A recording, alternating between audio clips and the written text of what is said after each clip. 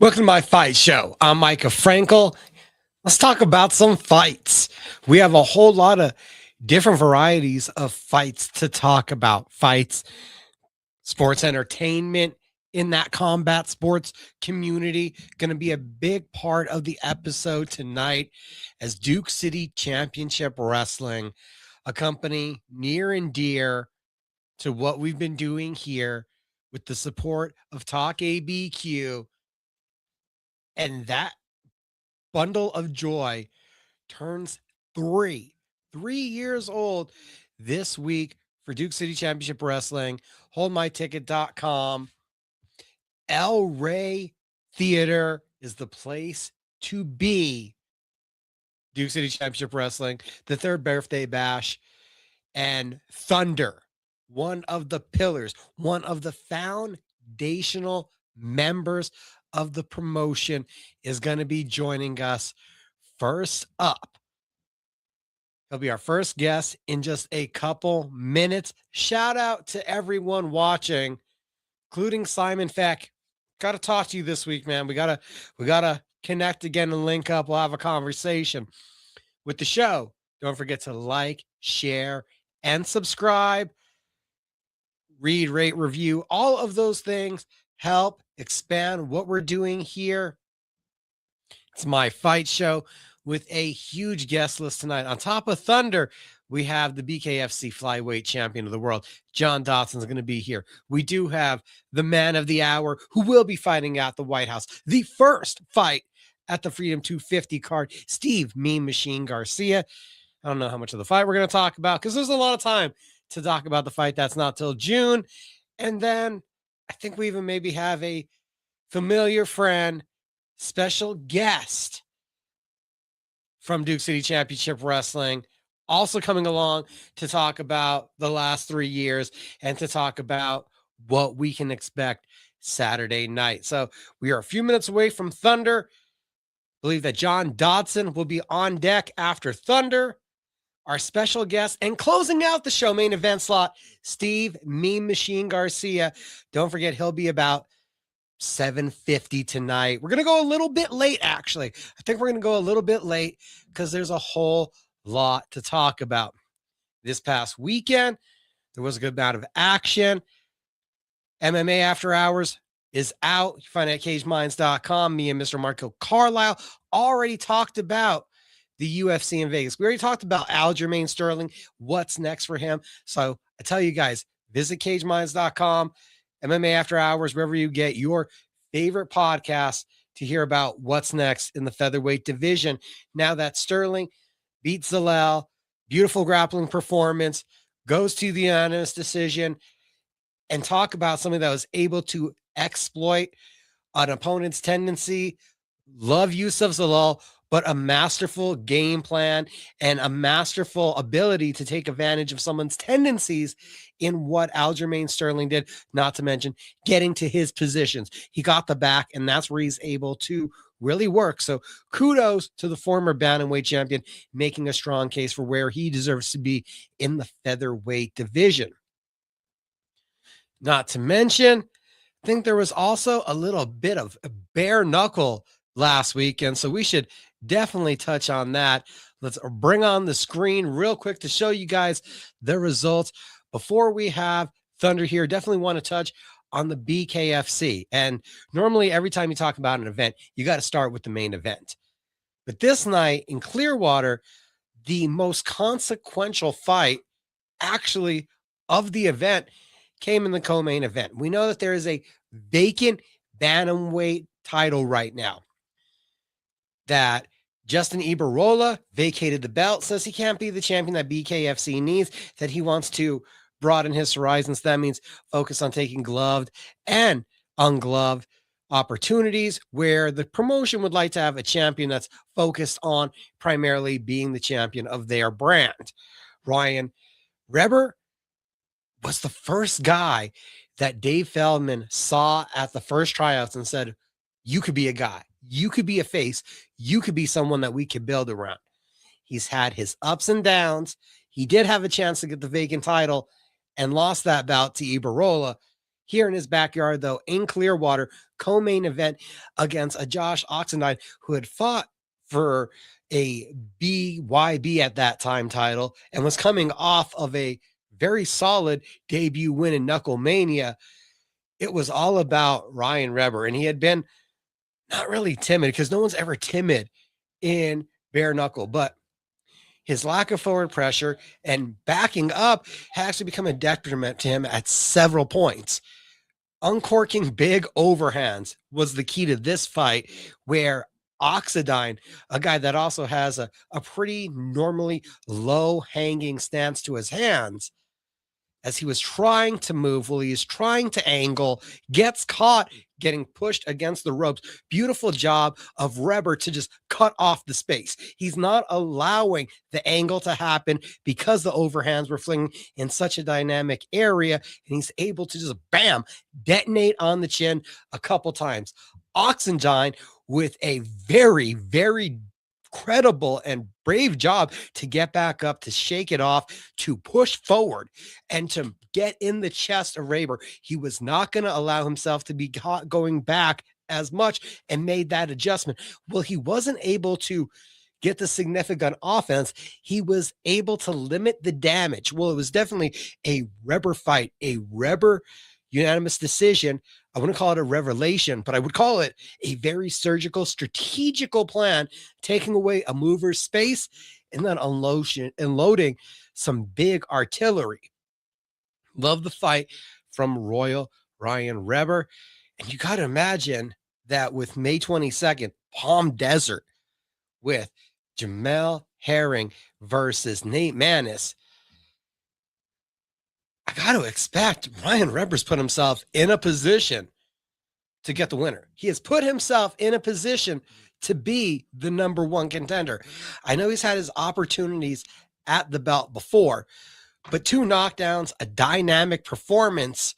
If you guys watching want to throw out some ideas, if you guys think that Ryan Reber still needs to win one more, if maybe we need to see him against Keith Richardson, if we look at the rankings, not going to be able to pull them up because I want to keep the results real quick on that page, but we're looking on a different page, getting on over to bantamweight.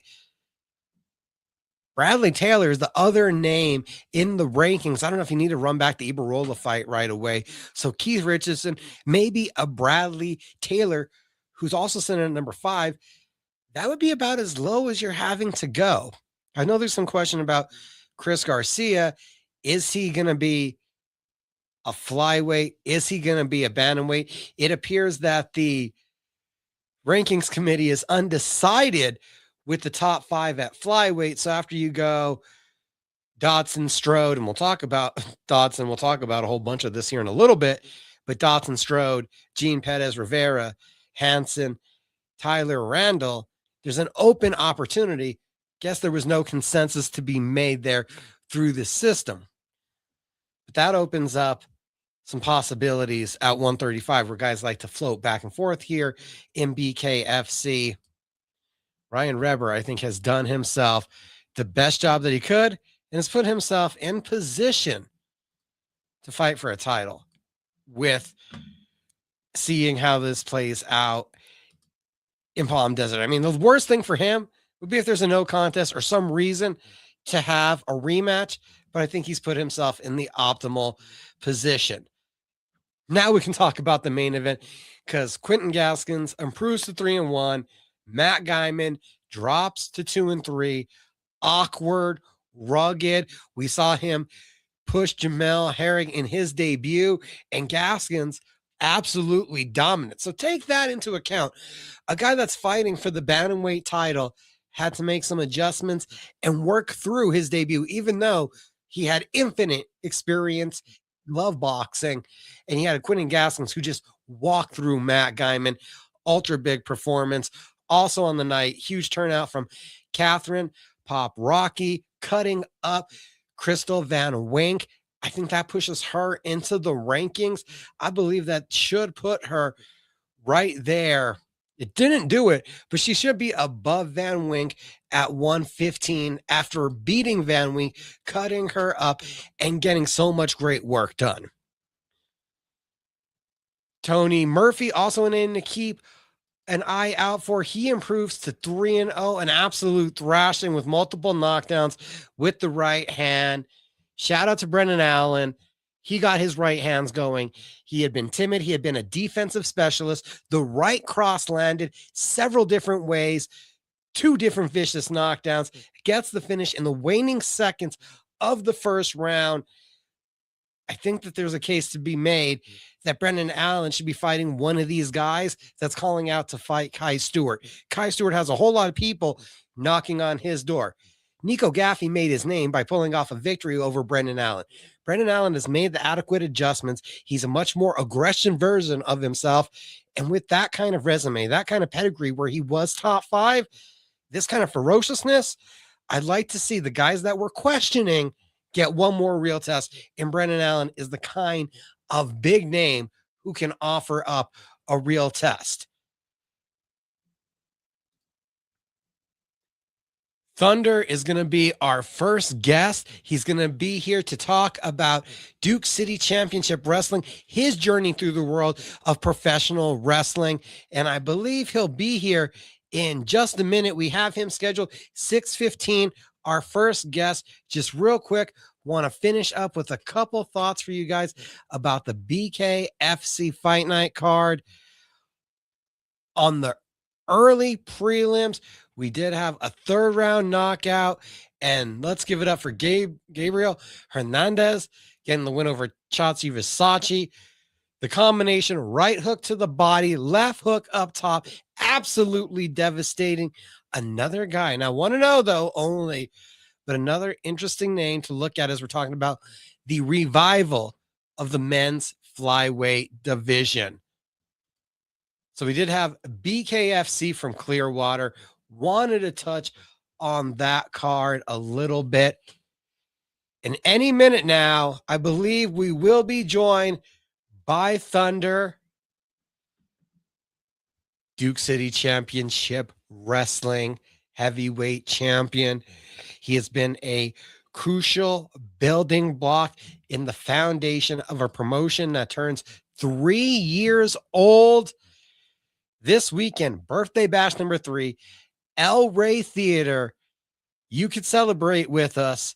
Tickets are always on sale at the door, but holdmyticket.com is how you ensure that you could be there with us. So how you doing tonight?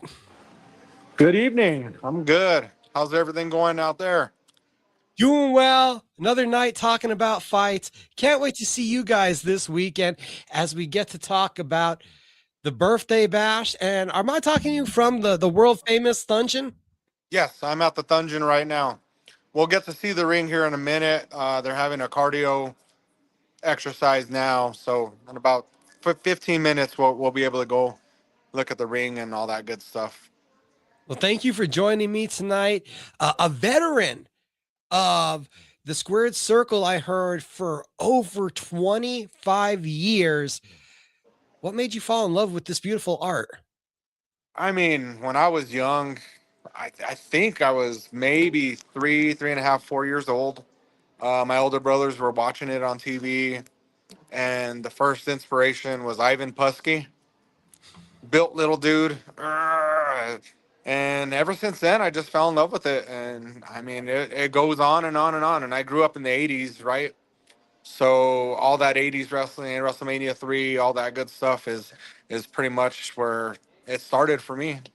But you said it, Ivan Putski, that was the first guy for you? That was the first guy that I ever seen. And I was about 3 or 4 years old. And I was like, oh my God, he was a little built dude, you know? It's pretty cool. What was the first move that you always wanted to put someone in? We're talking about when you were a kid. When I was a kid, a DDT. Let And me I DDT did. you. And I did. I gave it to my brother quite a few times. So He was a willing sport in the endeavor. I don't know if he was willing, but hey, he took it. So When did you actually say to yourself, this is possible, this is something I could search out and I could actually try to do? when I was in high school, I actually, it was the NWO Monday Night Wars, right? and I actually really like was so into it, and I got people involved. And back in the '90s, you were frowned upon if you're a professional wrestler, right? Professional wrestling fan. People thought, they're a bunch of carnies. It's fake. But, you got the whole thing. Well, slowly but surely, I started getting people to watch every Monday, every Monday, every Monday. So Tuesday mornings at school, people would come and talk, and we'd chat about what happened the night before, the Monday Night Wars, all that good stuff. So I started to be entertaining to those folks, and I thought, man, I could do this. I can honestly really do this. I've been doing it for a long time in my backyard with my little brother. I mean, this is something I could do. So I graduated high school. I started working at Walmart, and in the Vision Center, there was this lady who worked there, and one of the guys in Walmart told me, "Hey, her husband's a professional wrestler." And I was aspiring. I was saving up to go to the WCW power plant. So that's what my goal was. Like I was working at Walmart to save up money to go to the WCW power plant. Then I I met, definitely remember those commercials as a kid on Saturday nights. yeah, yeah. So I met Ernest Animal Baca, and you know what? He welcomed me in and trained me, and the rest is pretty much history. The rest is history. Like, you knew once you were there, you did want to do this. Was there ever any hesitations in that first bump? Because you always hear the talk of how grueling it is the first day that you wake up and you feel so horrible afterwards. It was the worst day of my life, to be honest with you, body pain wise, but it was worth it because once I found out I wanted to wrestle, I ate, slept, and dreamed professional wrestling. I would go to bed every night dreaming about being in the ring and wrestling. So all that pain was just temporary. And I've never said this in a podcast, and a lot of people, um, I've interviewed a lot of people, and I've never said this, but have you ever heard the quote by Arnold Schwarzenegger about Conan the Barbarian? So he went through hell, like physically, doing that movie. And this is one of his famous quotes. He goes, "Pain is temporary, but Conan is forever." So going through all that pain is just temporary. Becoming a professional wrestling wrestler is forever. And 27 years ago, I'm still doing it. So I mean, it's been forever. So How many days into training back then when you start is it before you start actually like working on like a match? Like, you're still behind closed doors, but when you guys start working on a match, because I've always heard it's a lot of conditioning, it's a lot of hardening, making sure you're ready before you get to that kind of level.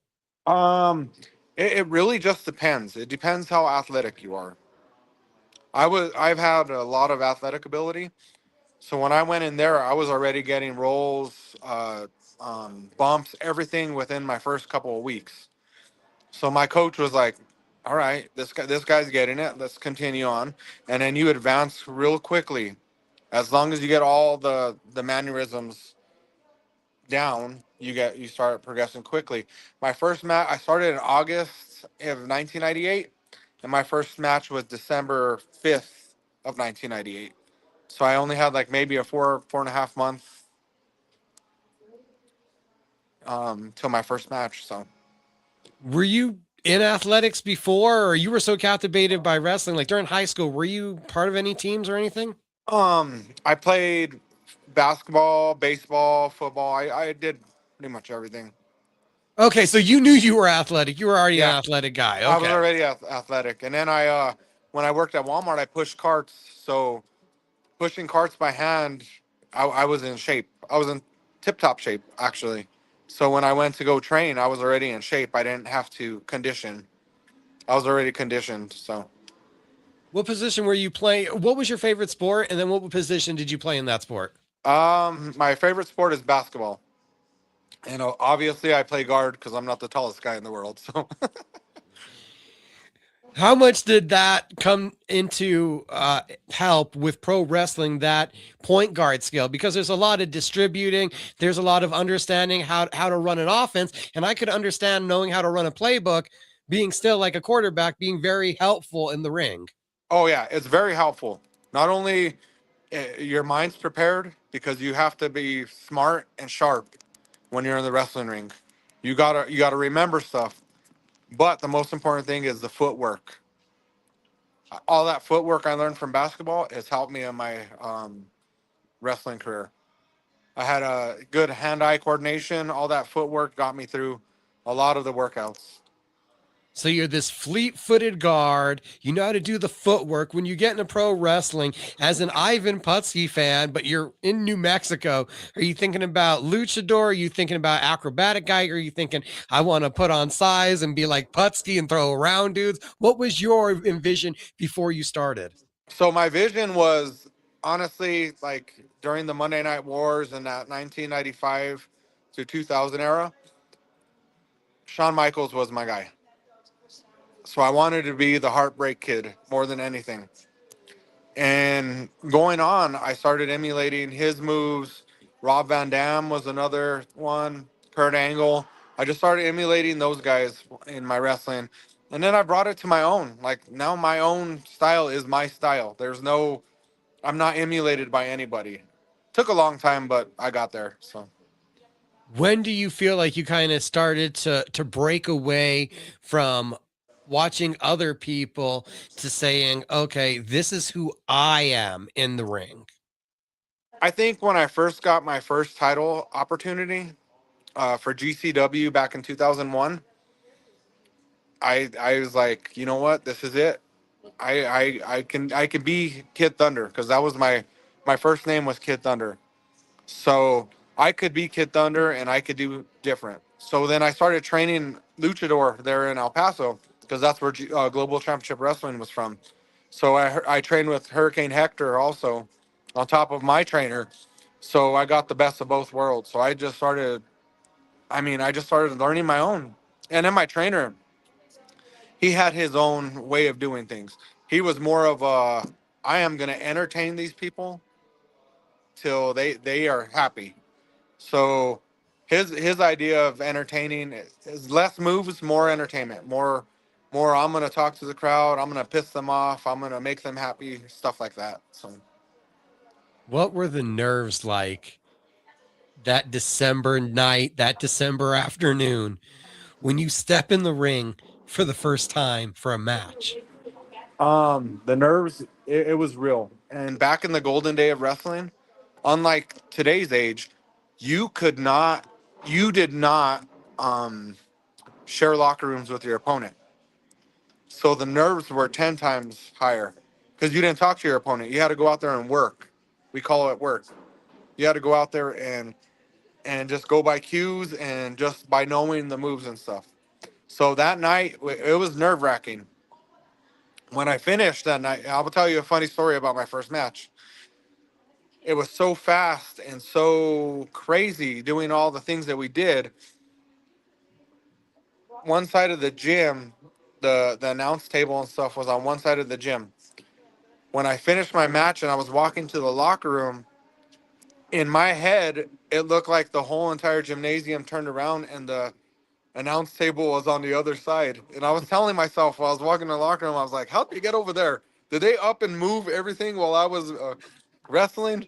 So the nerves were real. Like all that was real. My headspace it was real. Like you were turned around. It was an experience for sure. Do you remember what you were told about that first match when you go back there? You're looking at the elders. You remember what the first reactions were? They were pretty impressed. They're all, man, that was very good. That was very good. I was a baby face, so I had the crowd with me like the whole time. I kind of did like the Hulk Hogan thing my first match, and luckily we were in a reservation in southern New Mexico that they didn't know a whole lot of Hulk Hogan, so it kind of was a little bit of my own thing. You know what I mean? So I was doing the ear thing, and I was getting them all pumped and all riled up, and it was pretty neat. That first experience. And then I heard from talking about the back in the old school, it sounded like you had a pretty active schedule to start off with. Yeah. It was pretty active. I think I trained 6 days a week. Every single day I was in that ring. I took maybe I didn't take a special day, like I didn't just take Sundays off. I just took when I was tired. I was like, okay, today's the day that I gotta actually relax and do that. But I was there 6 days a week, working on my craft, working on different things that I could do better. Not to mention that, but I also heard that there was a point in time in your career where you were with working in El Paso and it was twice a week. So I'm just thinking that activity, that repetition, that just has to be incredible for growth. Yes, yes. That I mean that is amazing, and that's what I want my students to be out.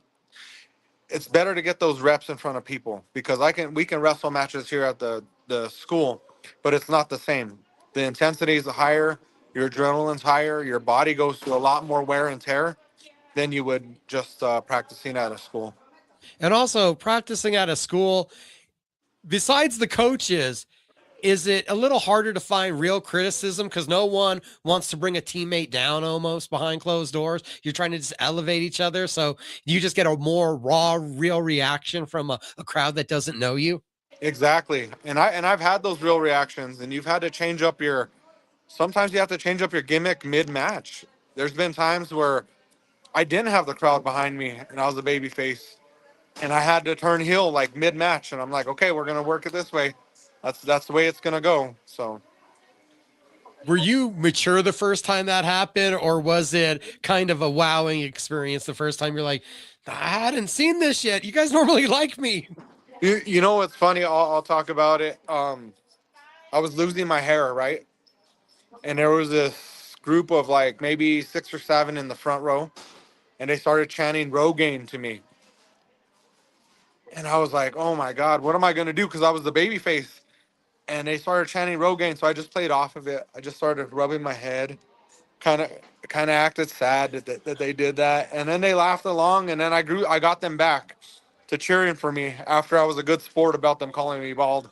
They expected me to come at them, and I didn't let them break me though. I didn't let them break character. I just did this little thing where I was punching with my hand on my head. You know, it just I just played it out. So Talking about not breaking character, but have you ever had a louder reaction to changing character than when we saw the ladder match and the surprise entrance in Duke City Championship Wrestling and the profanities towards Thunder? From my vantage point, were thunderous, not to make a pun. yeah, I'm gonna tell you what. Right, I have goosebumps right now from that. And as much as when you're a baby face, you like to get cheered and hear the crowd roar for you. When you're a bad guy, you like that same reaction. So the reaction's the same. I that means I did my job right. They were cussing at me, throwing trash, doing all that. It was like Hogan-esque, like when Hogan, went to the the NWO. That's how it felt like for me. I was like, oh my god, they were "F you Thunder," and they had a chant going. It was pretty wild. That was a wild night. And to get the thought that the New Mexico wrestling audience has been along with you guys, the core group that's been around through so many promotions for so long. We Mhm. know that you and Hobo Hank have been in so many promotions together on the same side for so many wars. The treachery and betrayal that happened that night, that added on top of it, that was a real like big show level, like four horsemen, like Arn turning on Rick, almost kind of tragedy. Yeah, yeah, it was, and I mean, it was unbelievable. And funny thing is, I wrote that story back in 2008 because me and Hobo Hank ran an organization back then called LAW, and I told him one day I want to have a ladder match, and the guy that's not participating in it comes in and takes it, right? And I kind of had forgot that we talked about that all those years ago. So when that was written into the to that show, I was like, this is unbelievable. This is gonna come true. This is like a dream come true. I wrote this and it's coming true. And and it got the reaction exactly what I thought it was gonna get. Did you guys have a conversation that like, hey, yeah, I remember this conversation and yeah, we're doing it? Uh huh. Oh, It sweet. was So it that just was it adds was to it. unbelievable. Yeah. From that moment to also the cage match was how many years in the making? What was that? The cage match was how many years in the making? It was a lot of years in the making. That almost, man, 16 years, 17 years in the making. It's unbelievable. How many car rides? How many barbecues? How many times had you guys thrown out, what if we got to do this? Um, Tons. I'm gonna start walking to the gym now. We talked about um so many different ideas, like traveling down the road, 6 hour trips, doing all these things. We have talked so many different scenarios, what we want to do, and it was just amazing. What has it meant to have this platform, this new show, to be 3 years in Duke City Championship Wrestling? I mean, this show is going to be absolutely unbelievable. Uh, 3 years for independent company to go 3 years and have this much success, it is beyond me. I've never seen anything like it. I honestly have never seen anything like it. And I've wrestled for very many promotions. And I mean, for them to have the longevity of 3 years of consistent drawing, consistent fans, it's unbelievable. It's remarkable for an indie show to do that. What have you felt or seen about this group and the people that run it behind the scenes that makes this so successful, that's enabled Duke City Championship Wrestling to branch out to become a NWA New Mexico and NWA affiliate? Honestly, it's hard work, and the most important thing is there's no egos. Everybody's there for the same purpose. We all want to be successful. We all want to make it to the top. We all want the show to prosper and do good. And that's why it's been so successful. We see the ring. Is it that much harsher to have the guys starting out to train in the multi-sided ring? Because I heard there's differences between the multi-sided to the four-sided. There's a couple differences, but not very many. Not very many. They can acclimate pretty good. From the roots that you started, did you think you would be in this position? Not just Duke City Championship Wrestling, but your coaching, your training, producing, writing, all of the aspects have evolved from just being a performer. Honestly, yeah. I mean, I've been training folks for almost 20 years now. We just didn't have a building. We would do it in several people's backyards. We were in Hobo's backyard at first. We're in Mosh Pit Mike's backyard. We were in my backyard. We just moved the ring around different aspects of where we did, and writing and stuff. Like when I a few years back during COVID, right after COVID, I was running Dynamic Wrestling Entertainment right before Duke City. And I mean, I got a knack for writing and being creative and creating kind of content for wrestling. So, I mean, being a performer, like in 2010, yeah, I would have probably never imagined I would be coaching and doing all that. I mean, I would imagine coaching, but not being a writer and stuff. So it's pretty awesome. It's pretty awesome. From where we've went with Duke City Championship Wrestling, and you had the moment where you turned, you've come back around now to being a fan favorite. How did that reception feel to being welcomed back into being the beloved Thunder? It's amazing. Wrestling fans are amazing. They will go with what they like. They seen me save him and come back, and they're very forgiving. The fans are very forgiving. They forgave me in a blink of an eye. I came out, saved my partner. They're like, okay, he's good again. Let's go. But also, I will say that I was champion and a heel long enough that people started liking me as that character. So when you get to the cage match, it was about a 60-40 of 60 were for Hobo and 40 were for me. I wouldn't say 50-50 because Hobo is Hobo, right? But it was a 60-40. They were half the crowd was cheering for me. So at the end of that night, whoever won, I don't think anybody would have been unhappy. You get to that point in your career, you've rised up, and you can get the fans and get the reaction that you want. We've gotten 3 years now of success. Do you start making now new goals now that the company has almost exceeded the expectations? Say that again. I'm sorry. Now that the company's almost exceeded expectations of a longevity for a company this size, do you start to make some new goals?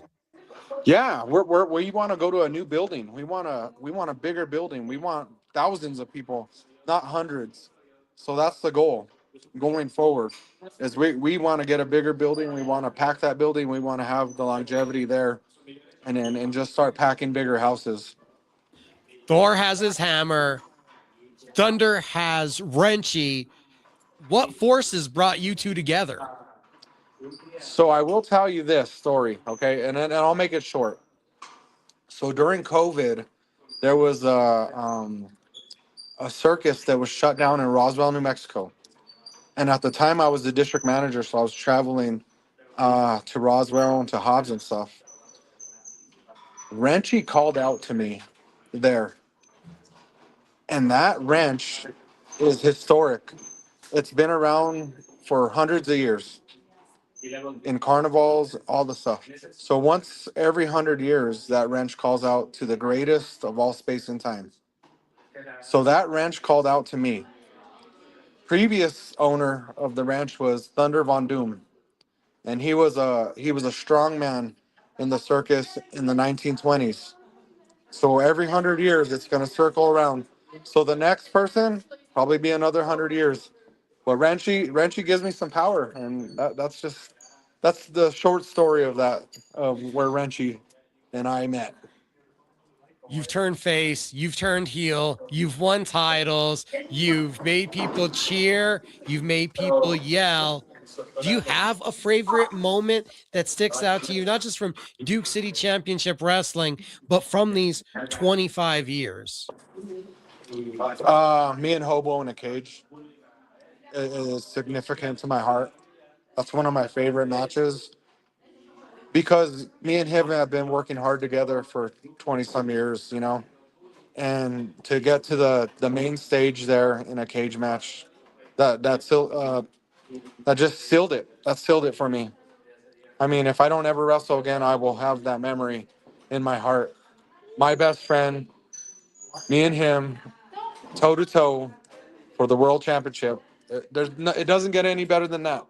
I mean, I've wrestled in a ton of places. I've done a lot of things, but that was super significant to me. Saturday night, El Rey Theater, Duke City Championship Wrestling. As I think I saw it, Thunder is in a triple threat match.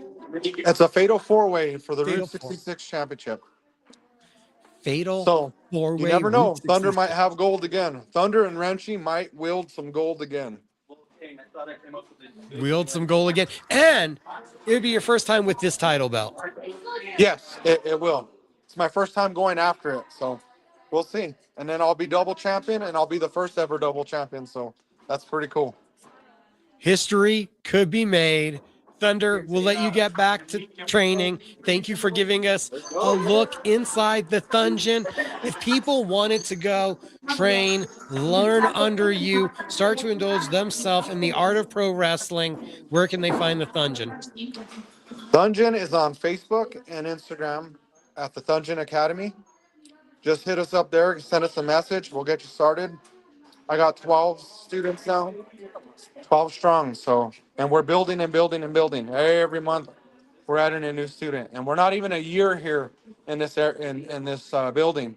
So, and we have already got 12 students. So, we're I'm looking to sure expand and do the best we can to help the community. I mean, wrestling is just the wrestling community is just amazing, and if we could put in and put back, that's what we're here for. I'm sure you have to want to work. I'm sure you have to want to be a team player. What would you say are some of the other requirements people should expect when they walk into the dungeon? They should expect to learn good training, with good psychology. That's what I am perfect at, psychology. I will teach you ring psychology. I will teach you how to be a performer. You're going to learn all the other moves and stuff too, don't get me wrong. But I will teach you how to be a performer, and I'll teach you how to captivate crowds. Thunder, thank you for the time. You have a great night. We will definitely see you Saturday night. Thanks, Micah. Have a good one. Thanks, guys. It was a pleasure. It was a pleasure. Bye-bye. Well, from talking Duke City Championship Wrestling to let's talk Duke City Championship Wrestling. I mean, I was planning to have a special guest later, but looks like he's watching early. So let's just bring him on in right now. Hi and hello, Micah. Hey, I know this face. It's Freddy Fame, the promoter and one of the voices of Duke City Championship Wrestling. Yeah, how fortunate I am. Well, I tuned in early. I don't know what your listener knows about Back of the House here with production, but I knew Thunder was going to be on, and I didn't want to come on later in the show and not know what you guys had covered, right? So I wanted to jump back of the house and listen. And how fun is it to hear his story, right? How fun is it to hear the last 25 or 27? It feels like it goes up every single year, right? Number of years that he has been competing in the world of sports entertainment, pro wrestling, and not just the story he tells, but the parallel story he tells with, a lot of the talent from around, this great state of New Mexico, and how they've been able to share it, not just with the audience that we're so fortunate to have at the historic El Rey Theater every, what does it work out to be, 6 weeks, but how he's been sharing it with individuals across all the Southwest for so long. So, warmed my heart a little bit when he said that cage match at Rio Rancho was his favorite moment, with Hobo Hank and with pro wrestling. I figured I wouldn't have him talk about the card that much. Once you said you were available, once you said, hey, you can make the surprise appearance, I was like, okay, we're gonna turn away from the card and we're just gonna have Thunder talk about the Storm, bring in his journey and let people know about him. If they wanted to go train under him, where the Thungeon is that's producing this local talent. The Thungeon's wild. You haven't been by there yet, have you?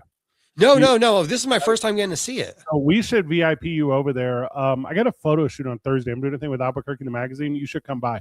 But the Thungeon's neat. We opened it in October, and I'm in the ownership group, so I'll be really transparent on that, right? But we opened it in October, and so what's this? April, so it's November, December, January, February, March. That's 6 months. We've been open 6 months, and it's neat. It's a tiered entry system for those that have not at all ventured in the world of pro wrestling, and you have everything to learn, but maybe you have a passion, right?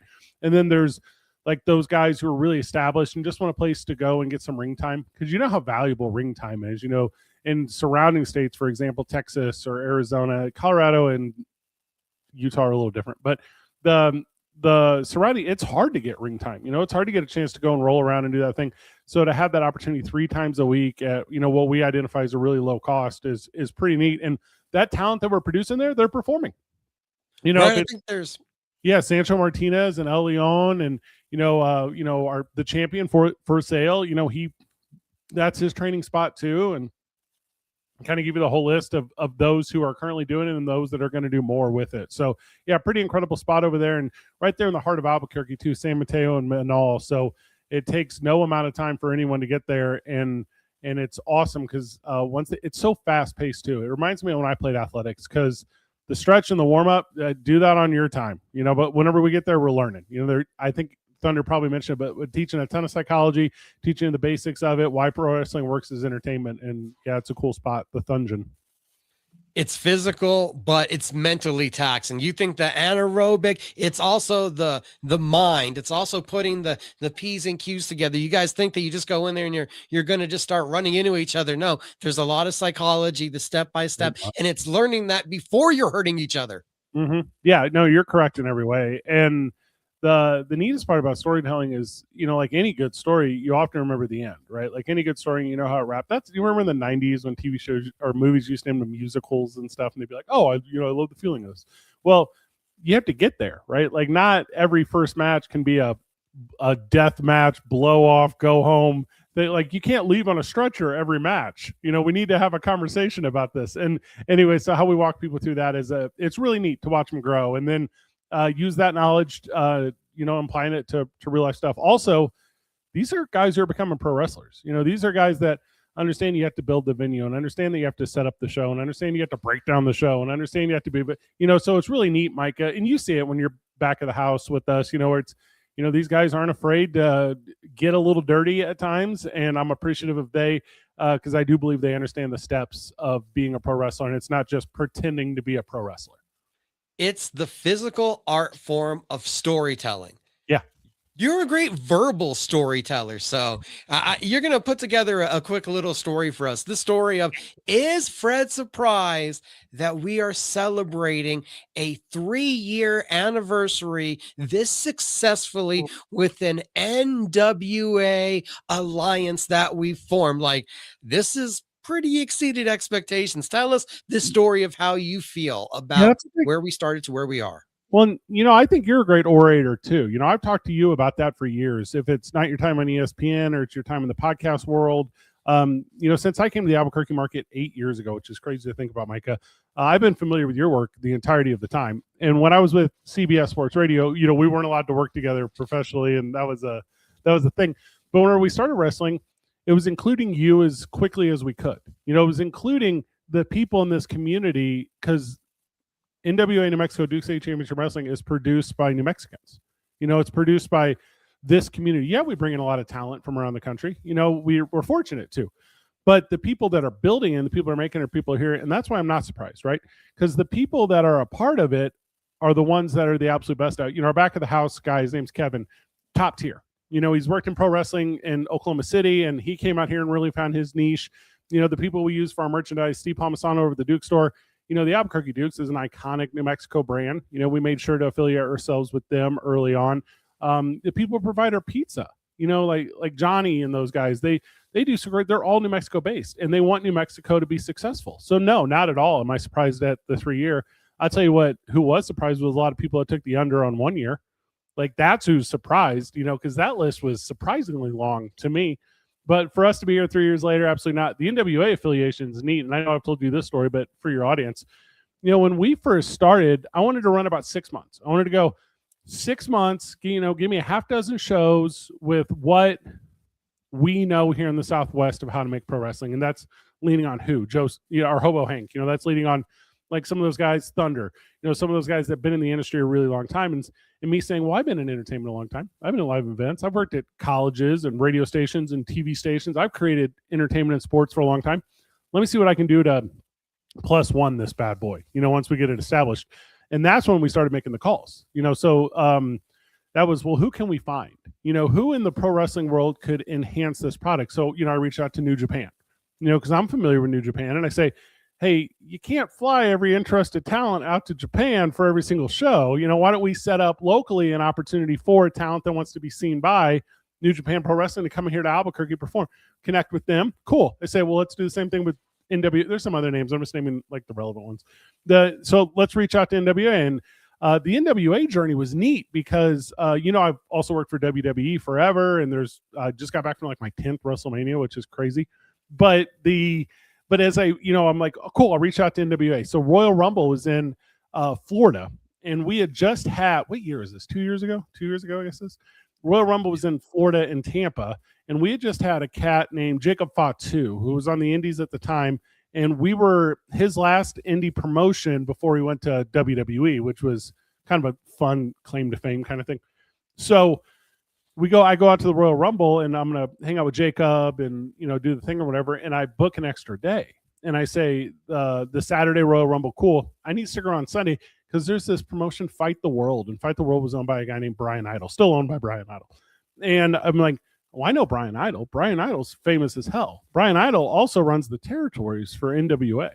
So I was like, I'm going to go in there. I'm going to crash his show. And by crash, I mean buy a ticket and sit politely. And I'm going to find Brian Idol, and I'm going to say, hello, good sir. My name is Fred Slow. I own Duke City Championship Wrestling. We've been in interview for about 6 months, and I want you to come out and wrestle for me, and I want you to see it. And oh my God. And then I held my breath for like 30 days until he finally texted me. And then he said, you know, Brian Idol is, hey, bro, love to come out there. What do we got to do? Can I bring Natalia Markova? Yep. Yes, you can. You can come right out, sir. And then, yeah, we had Brian out for, I mean, I'll jog your memory here, but probably about 6 months, right? We had Brian out for probably about 6 months. And then that was it. He was like, cool, let's go meet Billy. Let's talk about the NWA. Let's talk about expansion. He had a bunch of complimentary things to say, had a bunch of growth points too, right? And it was, how do we hit those things? How do we do those things? And signed that deal about 6 months later, which was awesome. And we announced January the following year. And here we stand, 25 shows in at the El Rey, something crazy, like 50 total shows, including state fairs and otherwise. But, you know, we're just kind of staying chronically to the TV show. But yeah, just incredible it has been, Micah. The story that this last 3 years has been. Not surprised at all, because the people we have behind it, and very appreciative of the NWA and the opportunity they gave us, being their 7th territory at this point, and still the newest. I don't know why they haven't. There's some other really good territories out there. Like, call Rocky Mountain Pro. There's some other really good territories out there. Like, get into the business. It's a credit to you guys. No, not you, Fred. I know you love Fred, but the audience, the New Mexico wrestling fan, that they have showing up. And as I have consistently picked up Brian Idol from the airport and eavesdrop on his phone calls, he is always gushing and bragging about the fans, how they show up, how the attendance for this show is consistent in a way that he doesn't see in other markets. He's like, places are hot and cold, but this is awesome. Yeah, it's awesome. You know, we've sold every seat to every show at the El Rey. That's a crazy sentence. We will sell every seat to this show on Saturday. I'll pull it up for you as we're talking right now. But fans come out and they bring. They don't just put their butt in the seat. They put personality in the building. They put energy in the building. They make it worth the price of admission. Also, price of admission. You know, we're still $20 to get in. You know, it's not like we're gonna at all try to take you for any amount of money that you don't have. So you can create the family-friendly experience, you know, with, excuse me, as I'm trying to pull this thing up, it's stalling in front of me. Fred is saying it's a family-friendly, affordable experience. You can bring the kids out. You can afford to still park downtown and feed them, and you're not opening up the pocketbook exorbitantly for a full night of entertainment. 20 tickets is all it remains. I just pulled it up. And they'll all be gone by Saturday, obviously. And then, you know, that's a neat thing, which has really changed how we approach this too, Micah, because we know that core base is going to be there. We know that downtown audience is going to be there. So it's, how do we expose it to those that want to come for the first time? Because a lot of people have come and seen Duke City Championship Wrestling. They've not come only one time, you know, and that's the part where we're able to recapture and re-energize that stuff. With that said, what put it over to Brian Idol was we brought Brian Idol in to wrestle Hobo Hank. And I think, you know, the stories of Hobo Hank are not embellished by any means, but it sounds like they could be, right? What am I wearing? What do I got? Oh, I'm not sure. I was like, I got the shirt on. I was like, just remind everybody we're talking about Duke City Championship Wrestling. But Hobo Hank, whenever he comes out, you know, the building comes alive, you know, and it, like I said, it's a really energetic crowd. That's the crowd we're talking about. And Brian Idol comes out, and Brian Idol, if you go back and rewatch on YouTube at watchdccw.com, if you go back, it's Brian Idol's reaction is, I'm fighting an entire building here. You know, I'm not fighting Hobo Hank. I'm fighting Hobo Hank and 500 of his closest friends. Like, this is unacceptable. And that was the thing that got it. Because telling the story of the homeless gimmicked wrestler, you know, in a territory that was often flown over by a lot of the national companies for a lot of years, which, by the way, not anymore. AEW just announced a June date here in Albuquerque. So how cool is that? But to feel it, to sense it, you know, and then Hobo Hank has gone on to wrestle at NWA TV tapings in Tampa, NWA territorial tapings in Dallas, and Hobo Hank is over in those cities as he is in Albuquerque too. So it's a special talent and a special time for pro wrestling, and how fortunate we've been to have the NWA be a part of it. You kind of see Brian Idol. He almost walks out. It's almost that hand position sometimes, like Scott Hall, like he's surfing his way out there and kind of grooving. And that first time he walked out, you could kind of see a little bit of a whoa. There was we could tell him, and he's like, you guys are not telling me a homeless guy is this over. And then he felt it, and he's like, okay, I gotta take my game to that level. And he showed out that night. Well, and contribute his expertise, right? There's a handful of people that have come in from around the country who pulled the curtain back just this month. You know, Brian Idol's a New York guy living in Florida. You know, Matthew Robles is a Salt Lake City guy. Manny Lemons is a Salt Lake City guy. Sky High is Las Vegas guys. Pretty City Express is Phoenix guys. You know, I can run the list. Charlie 50 and all of Lamega, they're all Lubbock, Texas, La Mesa, Texas, West Texas guys. They've come here, they come to Albuquerque, they come to the historic El Rey Theater, and they have expertise and they lend it. And that's the part that's so great. Natalia Markova is from Russia. Natalia Markova contributed to the growth of this thing as great as anyone has, and it's just so inspiring and wild. Tyler Copeland from St. Louis, Missouri, the Kazanzas from Knoxville, the list just keeps going, right? Of where people, on our very first episode, we had guys from Rhode Island, like our very first taping. Are you kidding me? Like, it was just kind of an incredible thing, Micah, to have those people come here and want to contribute their expertise in the craft to the craft. And I'm very appreciative of all those people professionally and personally. We've had a ton of people literally from around the globe. When you think about Natalia Markova, when you think about a Baratunde, who also, So we've had some of those big names. We've had people familiar to a big screen. We've had people that have went on to the WWE, that have went on to AEW. I see them in backstage spots all the time. And as I want to transition right now and transition into talking about the card, I'm ready by saying, didn't one young lady just do a WWE ID? And then that ends up getting her a chance to become the #1 contender for the Enchanted Women's title. Yeah, she's wild. Fallen Gray is an interesting talent. She's young, right? And being young is as important of an attribute as anything else professionally in the world of entertainment. And she's taken to it so fast. She is athletic as heck, but it's the facial stuff. And you can see that like in our YouTube series where she's just so expressive. She just tells a story. And there's no doubt in your mind that she's being harmed or she's harming others, like in the action of pro wrestling. And that translates to what? The biggest screen, WWE, right? So her and a group of others go out and they do this super fun audition. And I say super fun, super stressful, most important thing in their life. And she goes out and me, I got a little bit of pull. I got a little bit of pull in the industry, and there's nothing to pull because she's doing it all herself. And she goes out, puts on that performance. She gets ID'd. I believe it's her and 5 others. So only 6 people get ID'd. Are you kidding me? She's one of 6. Like, the percents on that alone are incredible. We hung out at WrestleMania last weekend and talked at length about what opportunities it's given her in career, and it's a lot. So yeah, she's going to be in a super fun triple threat.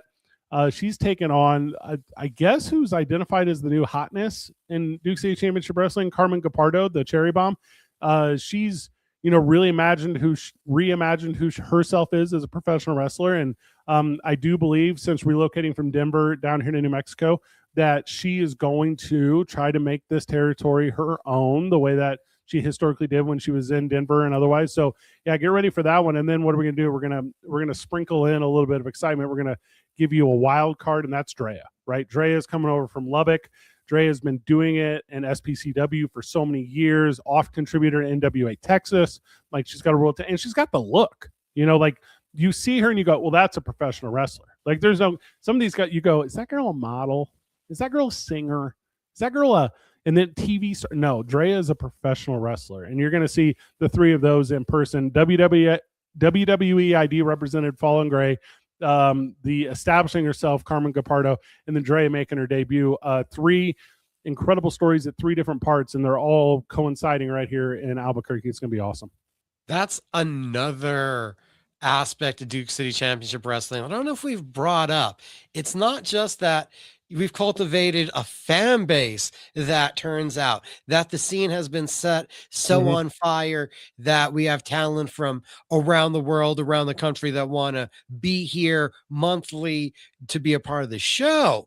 But there's quite a few talents that said, this is so attractive, I'm moving to Albuquerque, New Mexico. I want to train at the Dungeon. I really want to be a part of Duke City Championship Wrestling, as she has, and taking on an extra effort. Well, and I don't know if it's known either, but that's Tommy Two Scoop's story too. Before Duke City Championship Wrestling started here in Albuquerque, he was living in Phoenix because that's where the best opportunity was to pro wrestler. He's from like the Las Vegas, New Mexico area. And he said, I want to be a pro wrestler. It's my lifelong dream. I have to go to Phoenix. That's not here. And he moved back, after the establishment of Duke City Championship Wrestling. And he's an every show contributor, which is incredible. Now, he doesn't train at the Dungeon. He does have his own routine, and that's fine because we're not going to be able to help him to that degree. He's already at that level. But other guys like Sky High, Sky High lives in Las Vegas. Sky High, Albuquerque guys. Other guys like Lonzo Romero. Lonzo Romero is from here. He returns from Iowa to perform. He'll be returning this Saturday, because he misses his hometown. Valentina Loca, is an original, and she moved away years ago to contribute. What's Jakara Jackson's gimmick name? Mara Sade. Yeah, like same story where like there's a ton of talent from the city of Albuquerque that has had to leave Albuquerque to perform, and that's not true anymore. Now they have the opportunity right here in their hometown in front of their friends and their families, and we do it every 6 weeks, and just incredible. But yeah, a whole bunch of those stories of people making Albuquerque a destination for pro wrestling. As you said it, you wouldn't know Mara Sade. Also, we had coming out from some of our earlier shows, we've had several pro wrestlers that had to leave and she had to leave the area. Risk, yeah. Yeah, both of them to be able to cultivate a career. Mm-hmm. And now there's actually quite a few academies that have all popped up in the same time. There's multiple promotions. So just the full health of the industry here is a different spectrum to where you could not leave home and still follow your dream. There's a fellowship about it too. I'm not going to turn my phone screen around on you, but I don't know how many wrestler phone numbers I have, right? Probably hundreds, but I have all the Albuquerque ones identified in a certain way, right? And it's okay. Like those are the guys who get opportunity first. It's, if we're going to do a thing here, can we do it with individuals from here? And that's why we've seen success. I know we're going to go over the card a little bit, so we'll hit on one right here, which is the Valak Vile and Johnny Magna up and coming blindfold match, and it's a fun gimmick match for an anniversary show, right? Like we're going to do both those guys are Albuquerque guys. Johnny Magna was a collegiate rugby player. Valak Vile has been entertaining forever. And now he gets a chance to do it, at least for the last 3 years, he's only missed one show in 3 years. His sister was getting married. That's fine. Like you can come back next time. But yeah, it's just incredible how we're going to put these two local guys in the ring and blindfolded each and have them battle it out, and at the end it'll be as entertaining as anything you saw at WrestleMania probably more entertaining than some of the things you saw at WrestleMania this past weekend 2 ago. Every Saturday it's now called Cage Minds Fight Hour. Now that it's my own show. When it was the other show before on ESPN, I did take Johnny on there. That's another guy with a wild dynamic backstory. If you guys are ever able to find that podcast episode, and a true blue chip athlete on anything he sticks his mind to. He's a freak. He sticks his palm to people. That's his thing. He's too. There's no way. If he were to power slap me, I'd move. Like not from the slap, like out of the state. Like he's too much. Very successful power slapper. He's in the top 10 now. He's coming big knockout last week, and we talked about it right here on my fight show. I'm kind of worried for both of their healths. Well, maybe does the referee get to be blindfolded? If they're both blindfolded, do we blindfold the ref?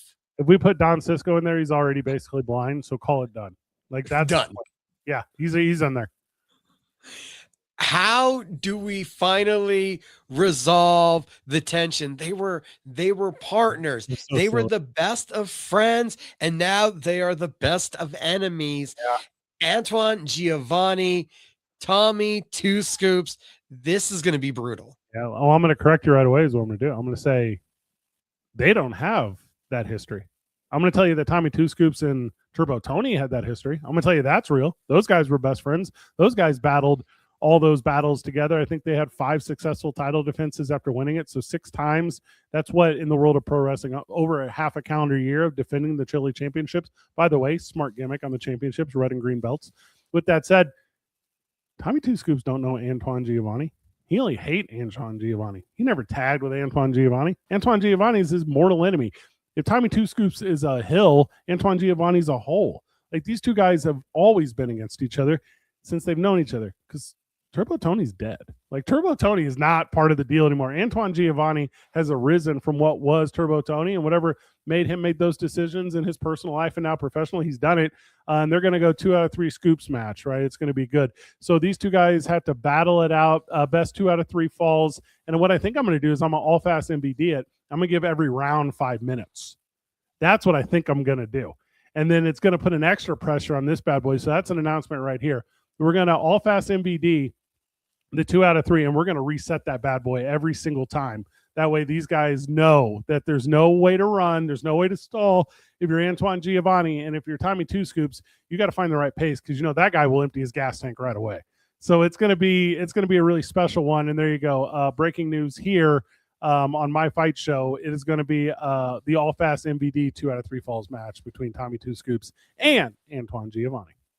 3 rounds, and someone has to win each round. You win 2 rounds, you ain't got to see round 3. I mean, pretty tempting to get it done early. And 2 mortal enemies, nemesis. But even in that, there's still a lot of familiarity. This one's going to be brutal. Yeah, it's going to be very good. And the fans in attendance have been waiting for some time for this. So it's, I think sternly the audience is going to be in Tommy Two Scoops' corner. That's my opinion. But for all I know, Antoine Giovanni is going to bring out all his loser friends, and they're going to show up, and it could be an El Rey divided. So if you don't have a ticket yet, get it. DCCWtickets.com. You're going to see it live and in person and first. And you know how it is, Micah. If you're in the audience, you're part of the show. So come out and be a part of our show. We appreciate that you're there. Basically, be a part of the family. Yeah. Now, another one that is full of bodies. It's a tag team match. I think there might be a little bit of an adjustment or not in the match, but the first team that we must talk about, because they did hold those beautiful belts for so long, and now they've been absolutely doing extremely well in NWA. They've had a change of heart. They've become open to love, it seems like. Pretty City Express. Yeah, you're on to something, right? So Pretty City Express loses the Chili Championships to the Country Gentlemen, which surprised the heck out of me. I thought it was a travel day for them. They came over, but I mean, that's what NWA talent is, right? So they came at Casey and AG Kazana. They're very, very good pro wrestlers. Also, they're very, very good sexy man meat dancers now for the Texas Tailgaters, as they're working for the Savannah Bananas too, which is kind of wild where these guys' stories come from. But yeah, after that match with the Country Gentlemen, the NWA saw, the NWA said, bring Pretty City Express out here, and we're going to put them on television, and they're going to compete in the Crockett Cup qualifier. And, they had a tough loss there, but then they got a chance at redemption with a really great tag team match on NWA Power. If you didn't see it, take the time, because it is a lesson in pro wrestling, tag team pro wrestling. They did great. So yeah, they're thriving not just here, but they do stuff with Phoenix Championship Wrestling. They're really great out there. So at WrestleMania week, they did a ton of stuff out there with Future Stars of Wrestling. Like, those guys got their stuff together. With that said, they have turned a new leaf, right? And the crowd, I'm not going to say hesitant, because I think, they want to get behind people who are putting in the work and doing the right thing and being contributors. But they went out there and they said, we didn't lose the titles because we're not sad that we lost the titles. We're sad that we lost them for you, Albuquerque. And Albuquerque's got their back. And, the Country Gentlemen still not back. They still have that Savannah Bananas deal. So clock's a ticking, boys, on what you're allowed to do here. But they are going to take on La Migra. La Migra is coming back to town.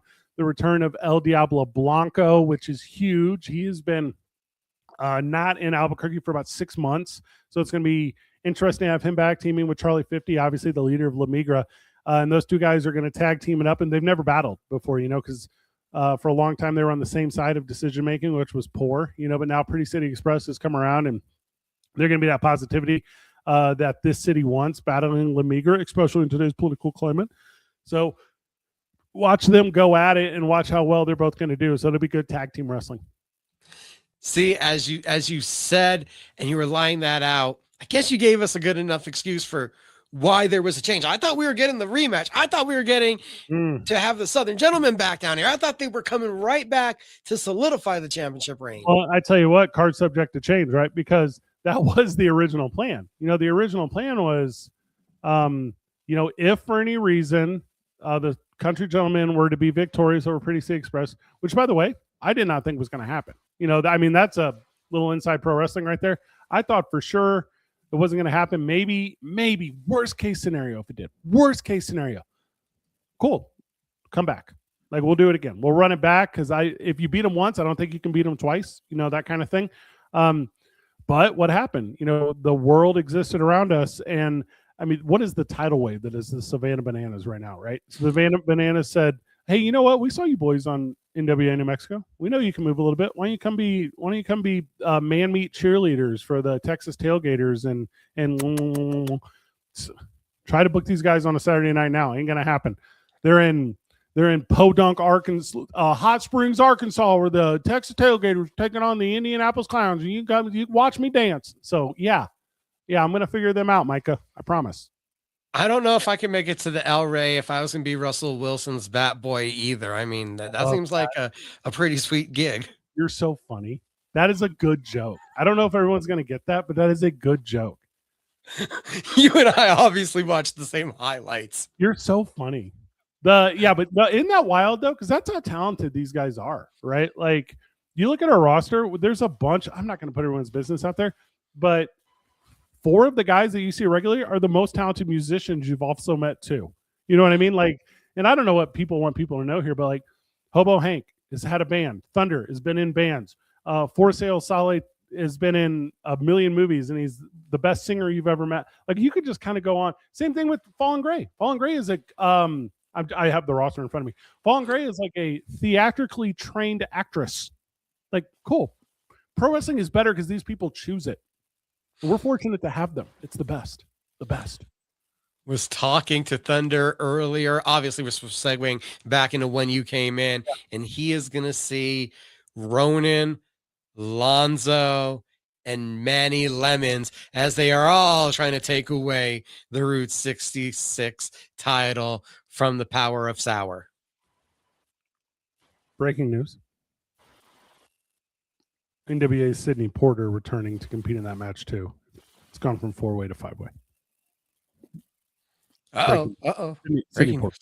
Sidney Porter's back. Get ready. It's going to be good. We're going to put them all in a ring. There's only 4 corners, so someone's going to have to start in the middle. These guys are going to battle, and it sucks for Manny Lemons, right? He doesn't have to take the pin, doesn't have to eat it, doesn't have to go under, as they say in the industry. He's a guy who can, and I think had the best reign. I mean, he's 6'6" title holder. You know, he takes it to every promotion. He's 3 belts Manny everywhere he goes. It's out there at Destiny. Not Destiny. Destiny was the prior organization. Devotion. Yeah, but he takes it out to Devotion and puts it on display. Saw him at WrestleMania weekend, had it with him while he was out there. You know, he's that guy. So yeah, that one just keeps getting bigger. And that's how significant that title is, right? Because it's Route 66, it's Chicago, and it's St. Louis, and it's Oklahoma City, and it's Amarillo, and it's right here in Albuquerque, New Mexico, and it's Phoenix, and it's Los Angeles, and it's it's Route 66. The country wants it. And I've seen him take that title to boys and girls clubs. I've seen him take it to community centers. That's most important. Yeah, I saw his dating app. It's mostly just pictures of the title. Like he's that guy. Flants the title and a couple lemons. I tell you what though, watch out for Lonzo in that one. So it's Ronan, Thunder, Manny Lemons. I already said Sidney Porter showing up, and then Ronan, right? So Ronan, who has had more time to prepare for this than anyone because he didn't compete at the last show. And then Lonzo, who doesn't come back to his hometown to lose. You know what I mean? So there's a lot of talent in that ring, but I wouldn't be surprised if Thunder becomes the first 2, multiple title champ in the history of this thing. You know, he's the inaugural heavyweight champion. He's got a chance here to win the Route 66 title. He could be the first individual in this organization to have both titles, which would be, an incredibly historic moment too. So everyone's got a lot on the line. That's how they're going to go hard. So if we started the night with that one, it might steal the entire night. So I'm going to go ahead and push it down further on the card. But it's going to be a good wrestling match. Lonzo is nipping at the heels of Ronan for most impactful rookie, I think, or rookie year at Duke City Championship Wrestling. Yeah, I agree. Yeah, Ronan's an interesting story. He was a front row fan. He was one of those guys, and he saw it. It was at arm's length, and he thought, "Can I do it?" And he could. And he came in and started contributing. And Lonzo's the exact opposite. He saw it as a kid here in Albuquerque as a fan and said, "Oh, I got to leave and go get it. I never had it at arm's length." And they both end up here together at the exact same time. So yeah, when it does come to that time when we're doing those fun little end of the years, I wouldn't be surprised at all if Lonzo is in that conversation. I wouldn't be surprised at all if Ronan, whoever becomes champion here, right? I mean, and and then watch Manny Lemons retain, and everyone gets retired from that idea. So it's a clever story. Hobo Hank. Yeah. Mike Madonna. Isn't that crazy? NWA National Championship. Yeah. The iconic, historic red belt. Yeah, it's so cool. Mike Mondo, who, famously was part of the Spirit Squad and, did all that stuff in the WWE for so long and just could really go for a long time, and then his journey got a little distracted from pro wrestling, and NWA saved him. Whenever he came back saved him professionally. I mean, I can't speak personally to him, I may be projecting, but professionally, because when he was excited about getting back into it, he wasn't in the shape he's in today. I'll tell you that, because he is. He's not the tallest human being on earth. He might be the strongest human being on earth, right? And he's not accidentally holding the NWA National Heavyweight Championship. He's not accidentally holding that, and he's been doing awful stuff in the NWA. He's just a jerk. Like, I don't know how else to say that. And then what do we do with jerks here in Albuquerque? Well, we give him to Hobo Hank, and we let Hobo Hank beat him up. So Hobo Hank versus Mike Mondo, NWA National Heavyweight Champion. It's going to be a absolute banger to that one. And I'm excited for another NWA wrestler of that caliber to come in and just see how the crowd reacts to Hobo Hank, because then it's like nowhere else on earth. It's special. So yeah, that one's going to be just as good. And then, we're cycling through the card pretty quick here because there's only 7 matches on this one. Normally we do 8, but this is a pretty important little show. And then the main event is For Sale taking on a mystery NWA opponent. And you're like, well, Freddie, just tell me you already broke some breaking news here. Just tell me who the guy is. So, no, Micah, you know how you are. I'm not going to do that. But what I'm going to say is the NWA is aware of For Sale, and they're aware of his antics and how he acts. And they say, is this the guy we really want out there doing it? Is this guy we want to associate with us? We're going to send someone. We got someone coming in. I don't know who it is yet. What I do have, let me see if I can find it. I just had it in front of me 2 seconds ago. So I have it right here. I needed to ask about the email I received earlier, and I didn't know if that was for just us that work for the company or if that was for the fans, where it said, because Matthew Robles will have Chelsea Dodson and Miss Jasmine St. Clair, that we're going to have extra bag checks. Is that just for us in the back because we're already preemptive of what For Sale is going to be up to? Or is that for the raucous crowd as well? The bag check, it was the back of the house email, so I can't believe we bring this out publicly, but the bag check was so that you don't bring a bag full of things for Jasmine to autograph. It's to keep you from being a fan the way that you so are of her work in the 90s and 2000s. Jasmine St. Clair, obviously a pro wrestling icon at this point, but she found her fame in other ways.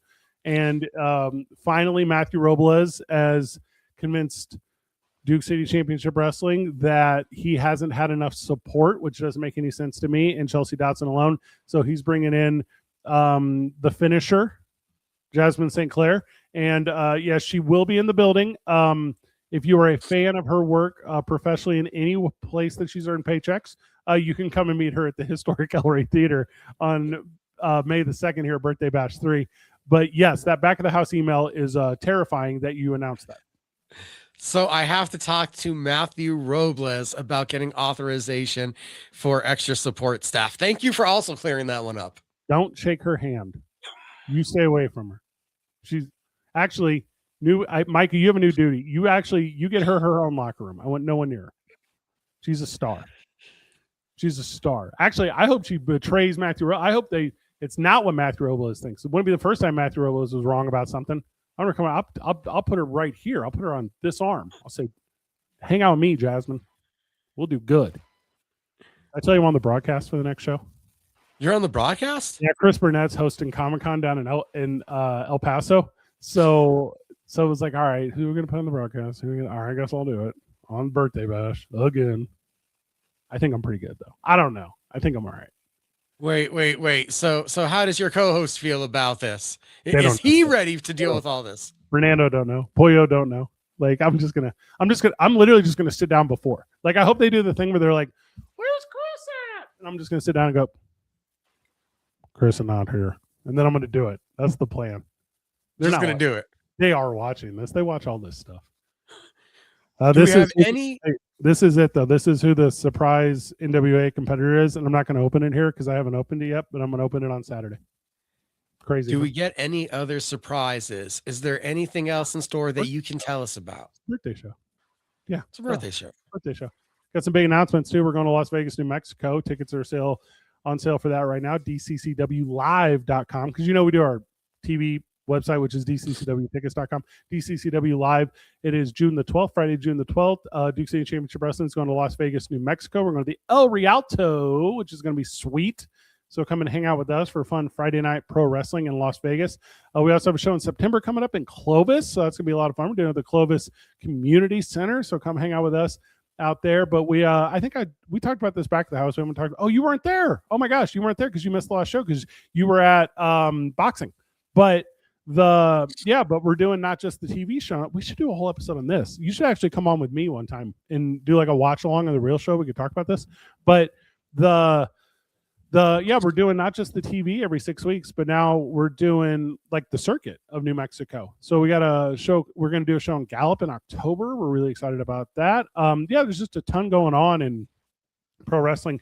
And then again, and I kind of always, give a little bit of praise, but Phase One's got a show coming up. Phase One does a really good job over there at the Shriners Hall. Like AEW is coming back to town. They just announced a June date. So that's really exciting at the Rio Rancho Event Center. I just had a meeting earlier this week about doing pro wrestling at the State Fair again.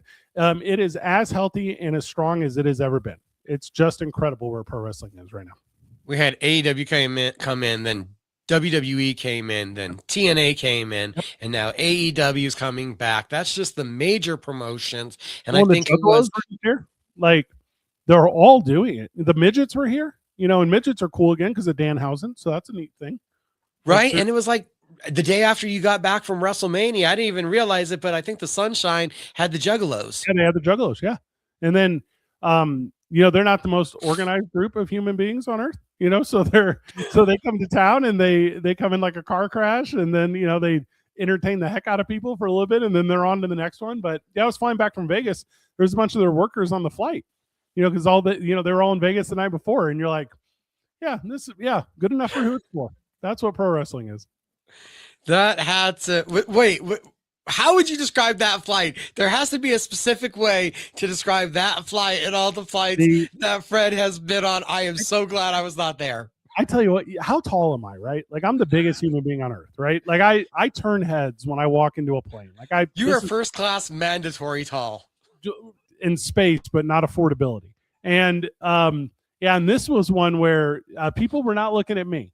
And when they, how pro wrestlers travel in like fanny packs and Zubaz and like they got, they're still wearing gold gems tank tops, but it's like January. You know how pro wrestlers are when they travel. So they were all, it was like, what's the Juggalo logo called? The Juggalo logo. The Hatchet Man. Yeah, thank you. But it's like sweat. I know so little about that culture. I kind of feel a little bit dumb, but it's like, it's like sweatsuits of it. You know what I mean? Like higher end Louis Vuitton, juicy couture, but like, and they're just walking by like the circus is on the plane. And then they came here and entertained the heck out of it. I called Kerry Morton. Do you know Kerry Morton is an NWA worker? He's really great. He also works with the Juggalos. His dad obviously was a member of Rock and Roll Express. We can kind of go through all that. So I call. I'm like, if you're in my town and you didn't call me, like it's about to like there's gonna be a shoot fight, Kerry. Like, do not ever. And he's like, no, I'm still in Tennessee. Like I was at WrestleMania all week and I can't make it. And I'm like, okay, because like I couldn't make the Juggalo show, but if Kerry had been there, it would. He's a guy people need to see in person. He is, and he chirps. Mike, I should have him out here. Actually, I'm going to text him. He just chirps during a whole match. It's like watching. It's like putting a microphone on a hockey player or like a dugout for like a baseball team. You know what I mean? He's just so good at it. I can talk to you about this forever. I love your passion for pro wrestling. Pro wrestling is great. You went out to Vegas. Yeah. How much did you get to go indulge in the other stuff? Because I saw videos from people just walking around in the middle of the night and they're like, hey, look, there's a wrestling show going on behind me. You could walk up and it's 2 a.m.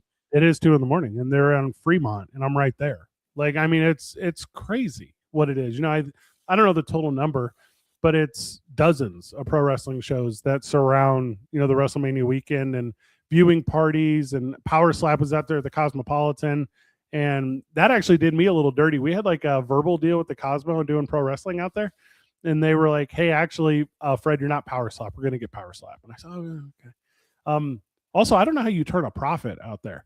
You know, it was like all of these shows, Micah, and it was like, hey, get in for $10, you know, get in for $15, get in for $20. And I'm like doing the math. I'm like, I don't know. I mean, you got to pay these guys, you know, but yeah, I went to a couple shows. I saw Killer Cross. He wrestled a show against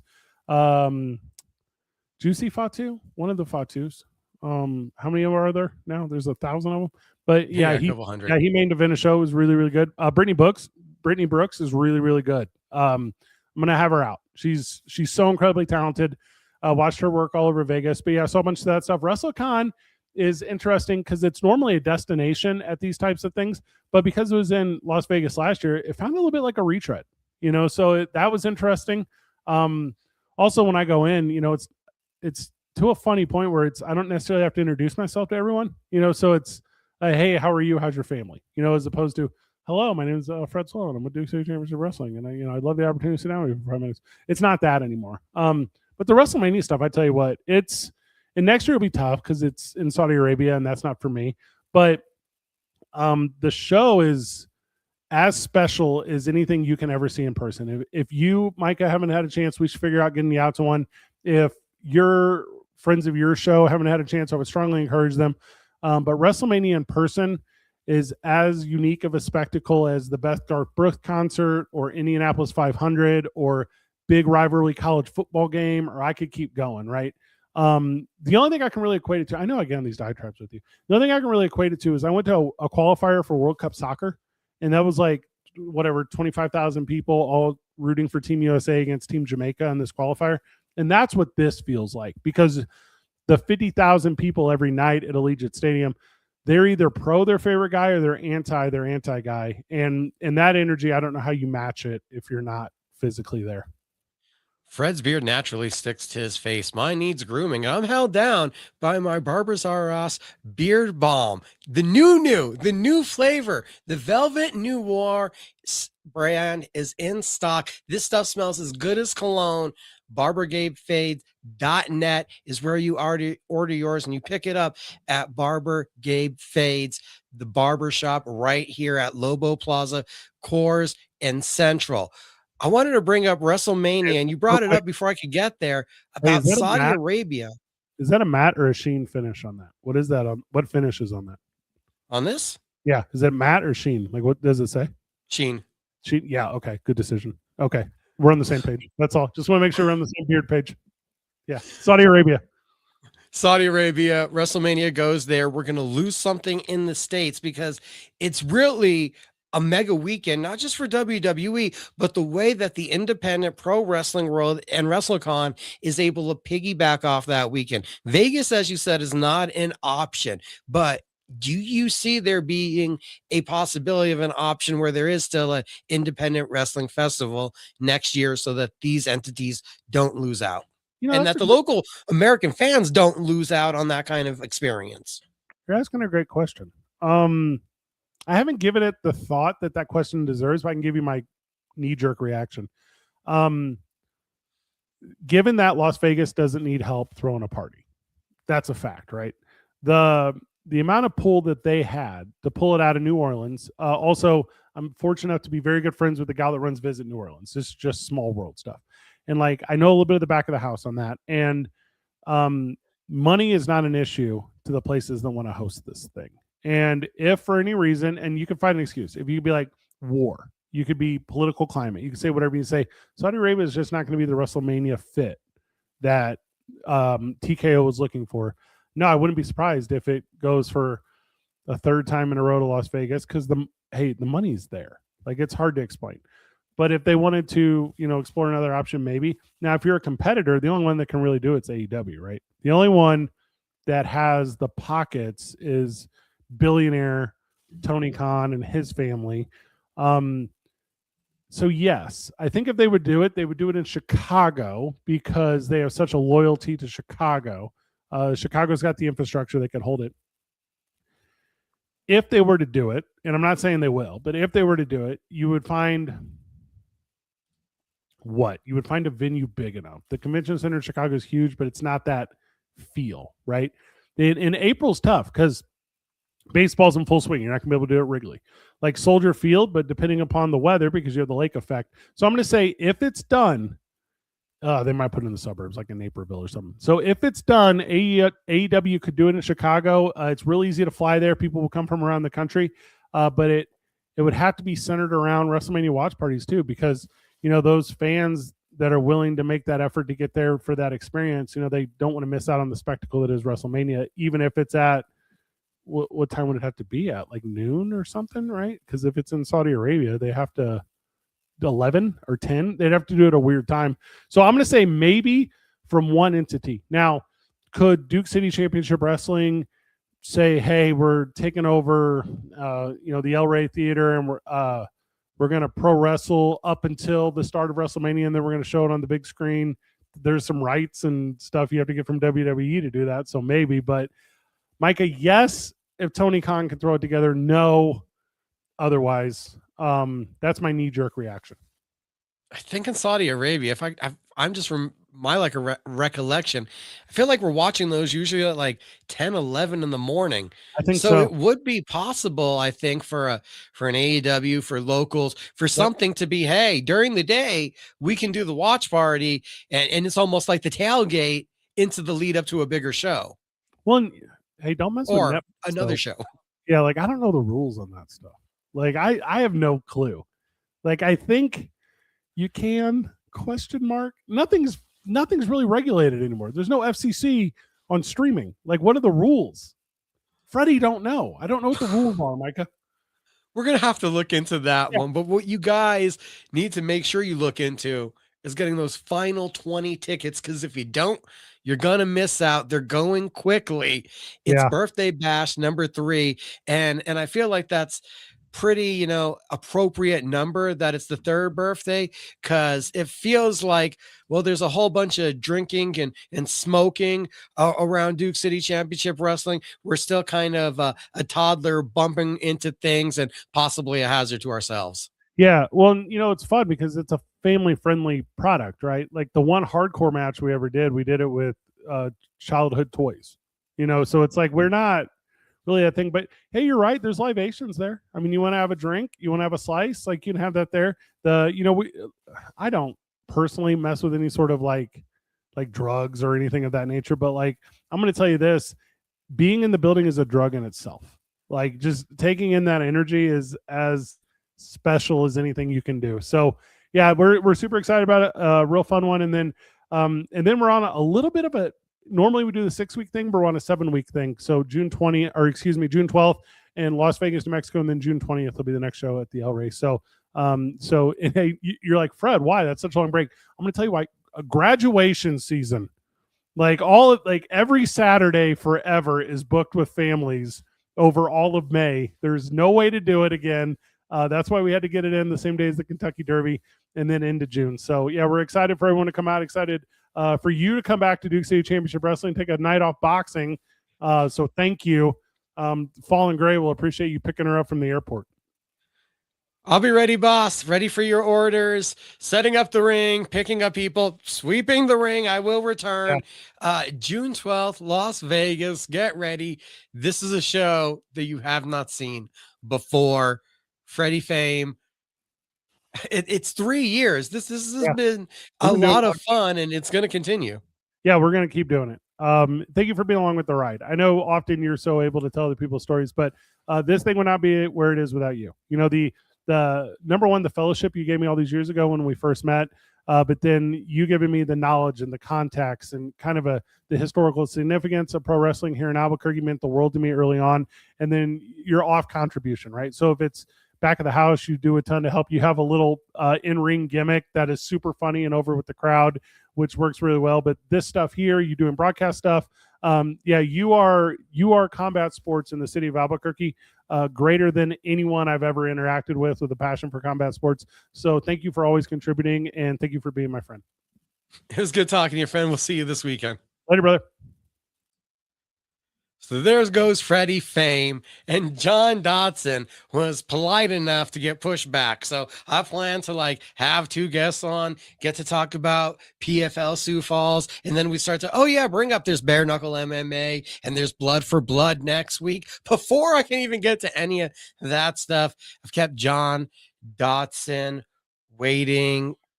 I think he's gonna be there. Well, actually, looks like he might need a minute. So actually, how about I do get on over here real quick, and I'm gonna talk about some MMA that's going on this week. We're gonna screen share everybody so you can see this.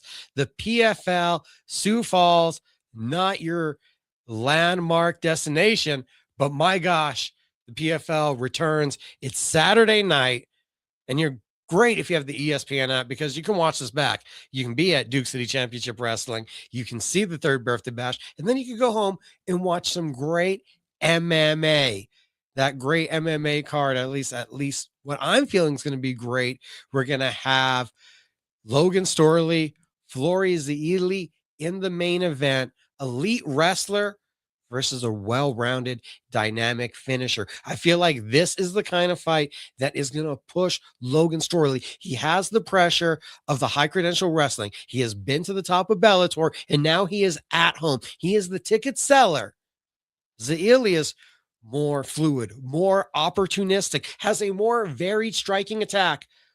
But can he stay off of his back? Will he be able to get up, or is he going to just have to be very defensive in the guard? Storley, he gets clean entries, and he could probably grind to a 30-27.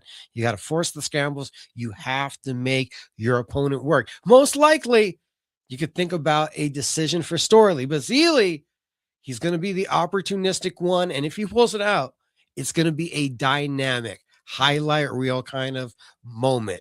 Gazin Rajibavov versus Alexander Chizov is going to be in your co-main event position. And Rajibavov has been a PFL tournament winner. He is a world-class Sambo fighter, well-rounded everywhere it goes. Chizov, a surging finisher coming off of a big knockout streak to control the experience, the composure versus a damaging fighter who comes after it and is aggressive early. Not to mention, Rajibavov does look to get back into the win column. He had the streak snapped. I think that he's going to be highly motivated. Pivotal in the light heavyweight division, you get Simon Powell versus Emiliano Sordi, youth and athleticism versus a veteran striker, a former PFL champion in Emiliano Sordi. Sordi is long, athletic, dangerous, and a clean striker with excellent finishing instincts. Sordi, he can work with pressure. He can be a counter striker. He is good in the clinch, and he is durable. He has been the more tested of the two and is the veteran. He's going to have to make it, though, ugly to stay out of the space that a key, young, athletic guy like Powell is going to be trying to offer up. Heavyweight division, you have Renan Ferreira looking to return after the loss to Francis Ngannou, taking on Sergey Bulletini. And size matters here. And Ferreira is an absolutely massive individual, a big power puncher. He is dangerous early. Bulletini, more experience, more composed, but less athletic. And I think that means something. I think that there's a big chip on the shoulder from Ferreira. Look for him to come and make a statement, be ultra aggressive in this one. The bantamweight division, another big one here is they're looking to sort out who could become the world champion for PFL. Magomedov, Leandro Higo, two Bellator veterans, elite grappler in Magomedov, dangerous opportunistic submission artist in Higo, relentless wrestling and wrestler control versus slick Brazilian jiu-jitsu. Both guys very experienced. We've seen their chops in Bellator. I think what matters here is the control versus can Higo force the space and force some scrambles to then make Magomed become reckless. If he's able to make Magomed become reckless, he may have an opportunity. The prelims, there's a huge spotlight on Rasul Magomedov in the light heavyweight division. Undefeated prospect taking on Rafael Xavier, 22-fight veteran, experienced gatekeeper. This is an opportunity to put together a dynamic highlight reel finish, put you on that Simeon Pale kind of trajectory. The PFL comes to Sioux Falls this week, and there's a lot of diamond in the roughs and things to find on a Saturday night to really make this card desirable. So as I'm getting ready for our next guest, I've been preparing today and thinking, how do I segue to the interview? And there's no other better way than just say the most exciting man that we haven't seen forever is here. The champ is here. We get to talk to someone that's magical. The magician, John Dodson, the BKFC Flyweight champion of the world. If people haven't, remembered that one in a while, how you doing, buddy? Doing excellent. How you been? Busy as always. Oh, likewise. I've been busy in a coach and bugging Nate and Dave Philman so I can get a fucking fight. I just want to knock out somebody, and everyone keeps on saying they fight, but no one wants to do it. So it's kind of frustrating. So we have had conversations for a while. I was worried that they lost your number, that they were ghosting you, that this was just a breakup, but BKFC is in contact with you. Yeah, I've been, not them being in contact with me, it's being me and being in contact with them. I constantly have them get bugged and hit up every week, literally week after week after week. I keep on bugging them and sitting there saying, hey, when are we going to be able to fight? What are they going to do? Or when am I going to go ahead and beat up an interim champion? Or when am I going to beat up a cut man? I just want to fight anybody, anytime, any place, and everyone keeps on giving me the same roundabout answer. I don't have an opponent. There's no venue they can pay for, or I'm just too expensive of a fighter to go ahead and pay out in a venue. Wow, so there's a lot of their issues, not your issues. Oh, absolutely not. Apparently, it's some of my opponent's issues too, because Andrew Strode was sitting there, offered the fight, and then he declined it last year because that last card that was supposed to be here in Albuquerque, where Donald Sanchez was going ahead and fighting for the world title, I was supposed to defend it on the same day. And lo and behold, no one was going to let Andrew Strode fight in Albuquerque because him and his team are sitting there saying that they will fight anywhere but New Mexico. And which is stupid because I'm the champion. So let's go ahead and fight where the hell I want to fight and just get knocked out. Like, that's how you're going to be. Like, just run it. Stop being on the internet telling everybody how much you are this chosen athlete and how you're being so victimized. But they gave you the money.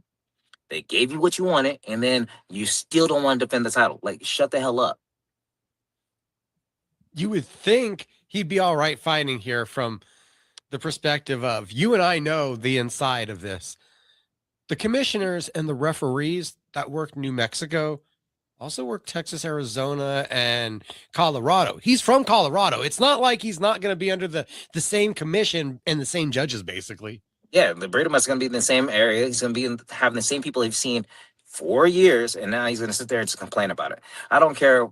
Be honest with you, it just shows me how scared he is, and I'm just looking for my next opponent. Like, they try to offer me a couple of other people, like G and Nate Manzis, and I was like, cool, let's go ahead and fight them. And I'm just still waiting for the BKFC to go ahead and say, hey, John, we got you an opponent. We got a date. We got a venue.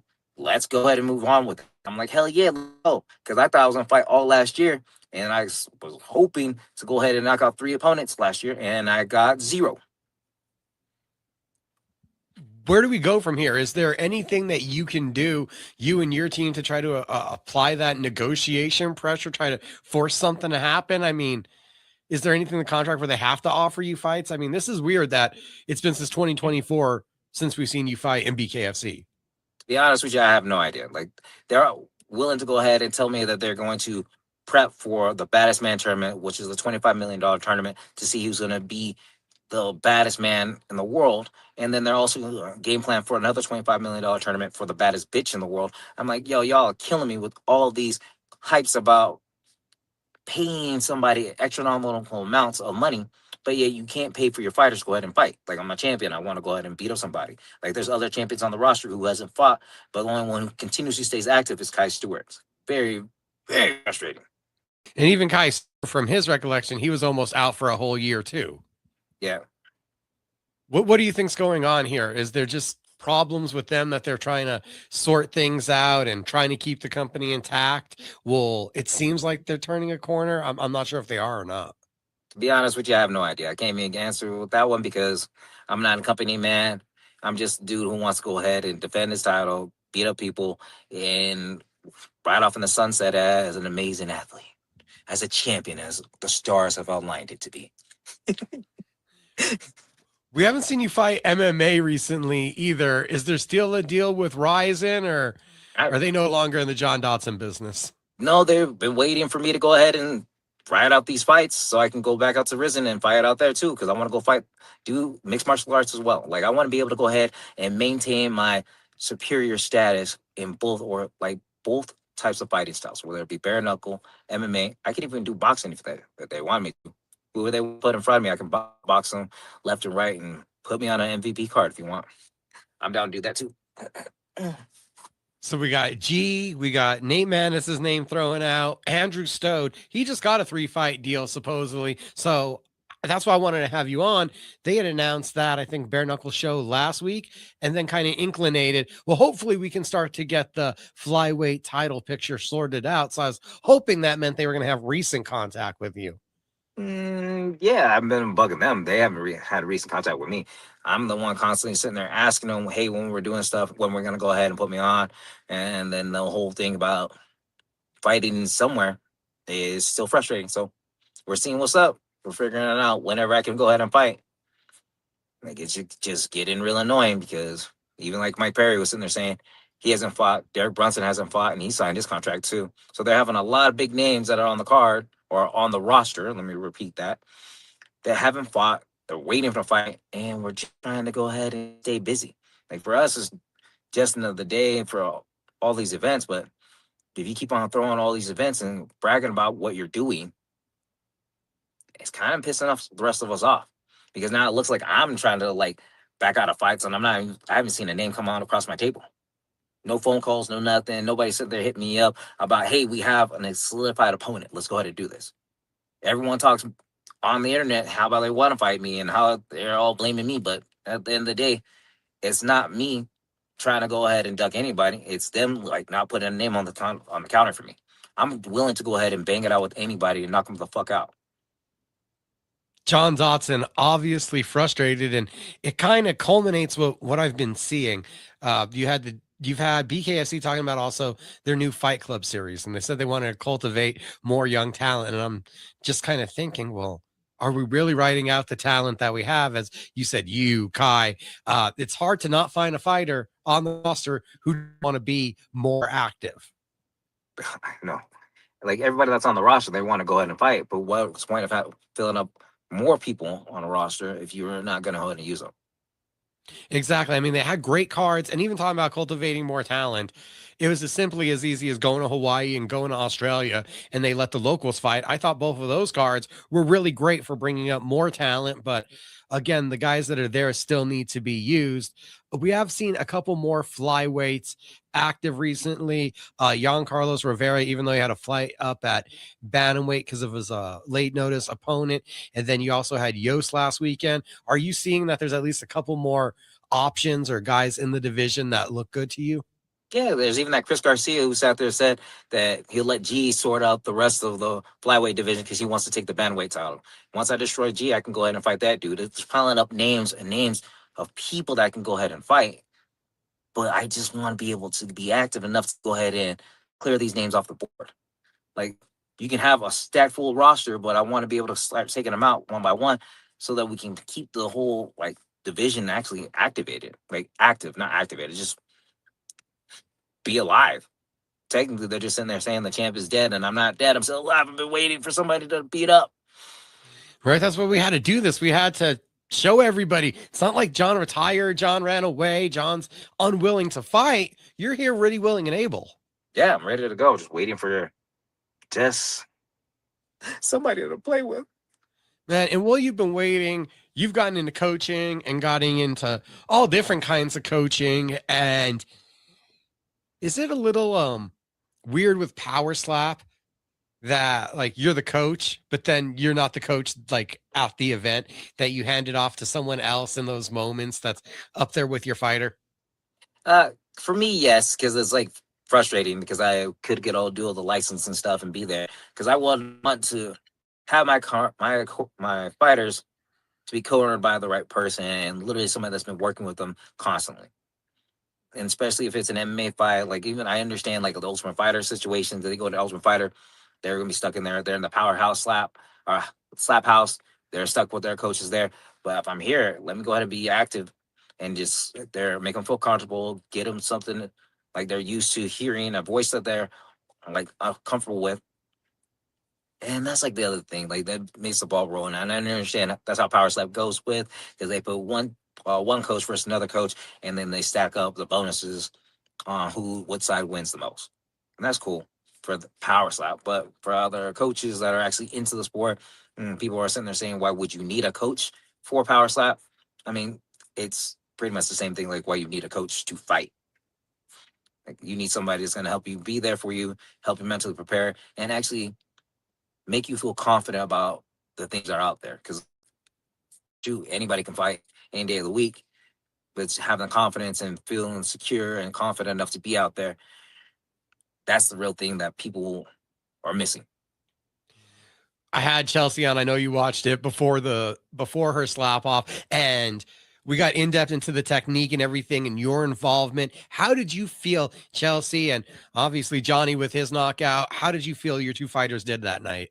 Oh man, both of them performed amazing. Like, of course, Johnny went out there, walked away with a clear, hands down victory, and Chell came out with a loss, but she came out as a winner because her opponent's face was welted up, super swelled up right on the left side of her cheek. And her opponent even knew that she clubbed her. They didn't call her for clubbing. It was like against us on the refs was literally just picking on my wife for no reason. I have no idea. Like you can see if you watch our fight, you can see those 2 points of instance where she got clubbed in the first round and in the second. They only call her for clubbing, and then just the ref is just having some weird issues with himself. So I don't know if he was feeling himself, I don't know if he was nervous or something that was along the line. He just had to hate the Dodsons. The I mean, Dodson hate, man. It happens out there. I mean, it's hated all the time. I'm never like loved by the refs or the judges. That's why I got so many losses by decision. How much of your own technique, how much was it the amount that you guys have watched, as Chelsea's told me you guys have been an avid fan, and how much is it just your years of martial arts experience that have led you to the technique that you're trying to implement for the two of them for their slapping styles? None of that. Absolutely none of it. To be honest with you, it goes back into like track and field days. Track and field days? 100%. It's different techniques to go ahead and implement enough power and generate enough force without having to pivot feet. Figure out how to go ahead and land with precise techniques, and also to go ahead and have like enough shoulder and durability with your front pec muscles. Like I know it sounds, or the outer pec, like literally just making sure you can increase those dynamic areas. I had to figure out how she slaps and how Johnny slaps are two different styles, because Johnny loves to go ahead and have more of a powerful swing when she cocks back, and she loves her having her arm nice and long and using her legs. So I had to just figure out more techniques and looking at different sports and kind of combining them all together to make a massive Voltron emergent, like not me making like a Megazord. I don't want like a little Zord. I want a Megazord. Like We got Frank and Dodson here. I have to combine a bunch of things. I mean, once it comes alive, you already know it's there.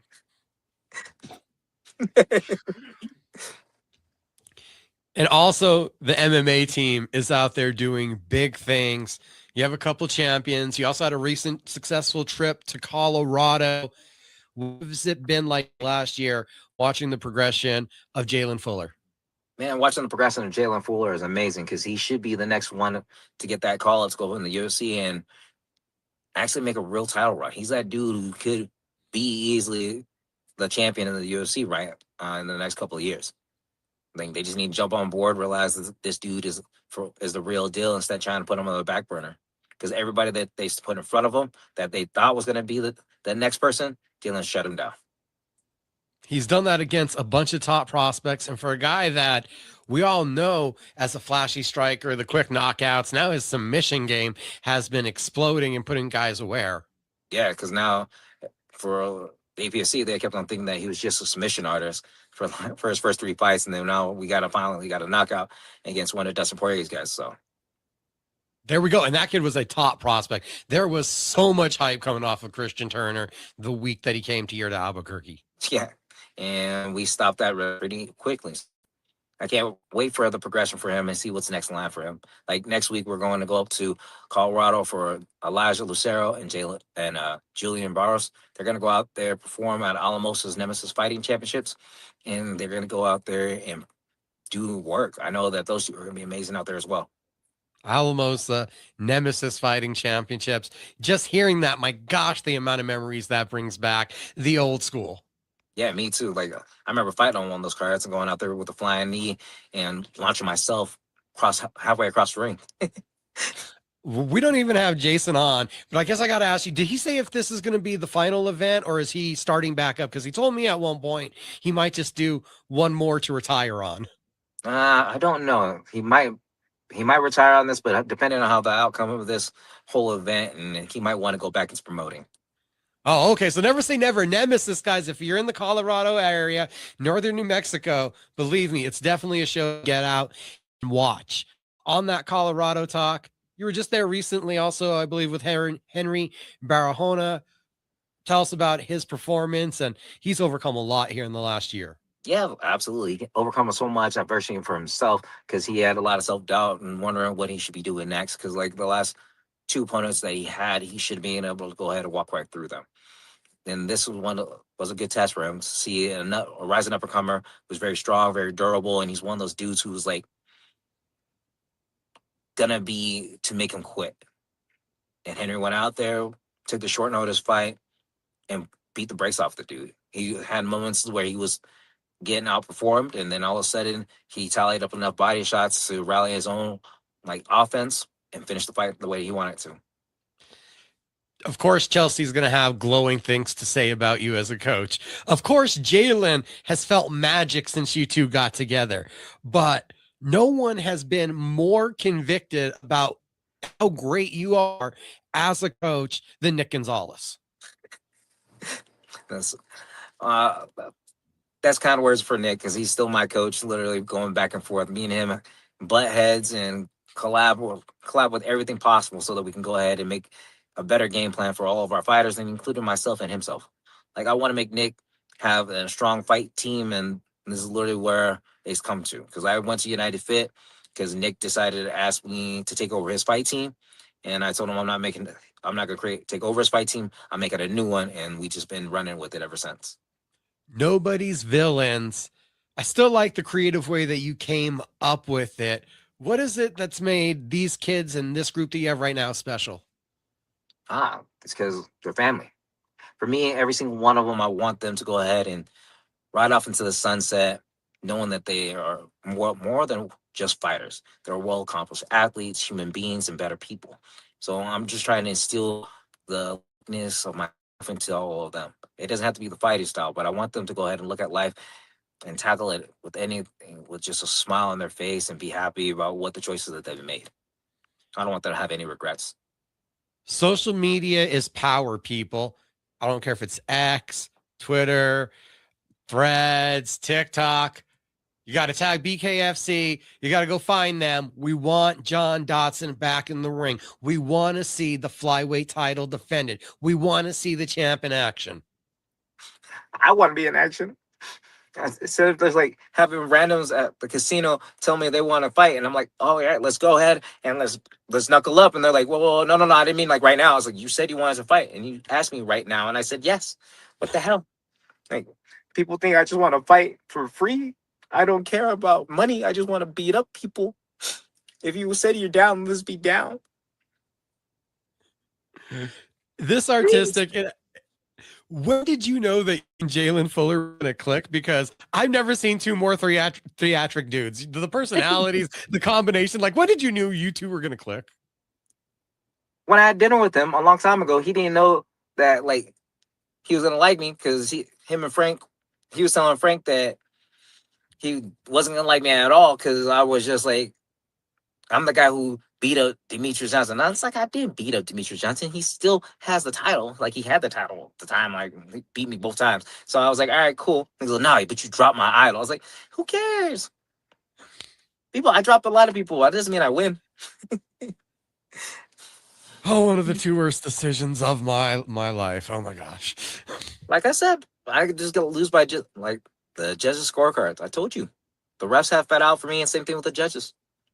I can get kicked in the balls and like, no, it's a clean shot. I was like, no. My cup is broken. Refs, judges, promoters. You're such a friendly guy. What's there to hate?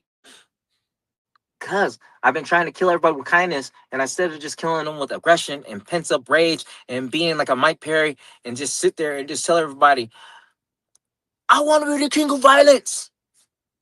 Maybe I should have my own like liquor company, and then they might give me something. I mean, should I start working on like new type of beverages so that people can be like, hey, John, we want to use your stuff and sponsor the event. Magician rum? That magic rum. Magic rum. I mean, that sounds weird. It puts a spell on you. Ooh. Oh shit! Hey, if anybody's out here and they see this, like, we're gonna copyright this in like 5 minutes. Don't worry. Some rum or some like vodka. We can go ahead and just do this. We'll infuse our two crafts together. My art of performing and you with the alcohol, and we'll get people drunk. Well, that's right. What about we get them intoxicated? We need Bucked Up to come out with a Dodson flavor. Dodson, just Dawson by Bucked Up, and then it's a special, kind of flavor. I'm not sure what your favorite flavor is. I will just leave it as a mystery. Ooh, see, mystery flavor. See, you got the magician, you got the little question mark and a top hat on there. Yeah, see, now we're thinking we gotta have more branding out there so that you just become, I guess, undeniable for them. All right, Bucked Up, you heard it. We're gonna make a mystery flavor, Bucked Up, and we're gonna call it the Dodson.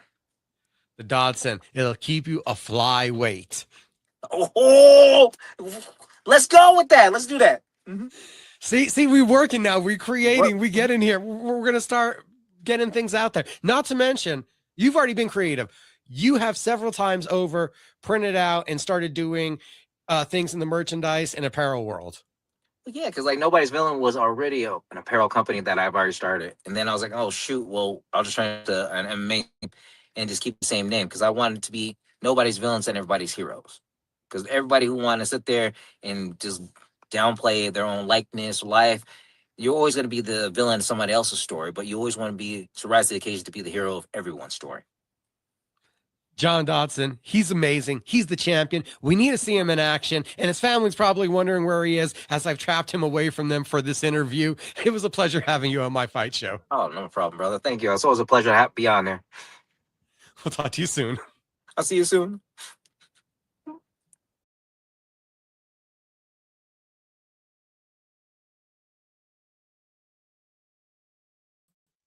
Okay, I didn't know where I went, and then I was muted, and John Dodson needs to be back in the BKFC ring.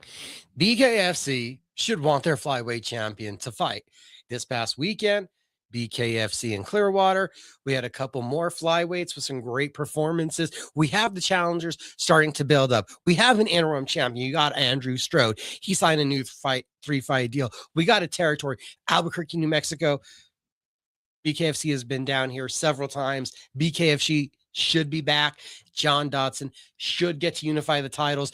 We shouldn't have had to wait over a year to see the champion back. Love BKFC. Love what they're doing. We're going to talk about Blood for Blood in a little bit, but we should see John Dodson back in the ring. He shouldn't be struggling to get a fight. He shouldn't be begging to get a fight. We shouldn't have to make a campaign to get the champion back active.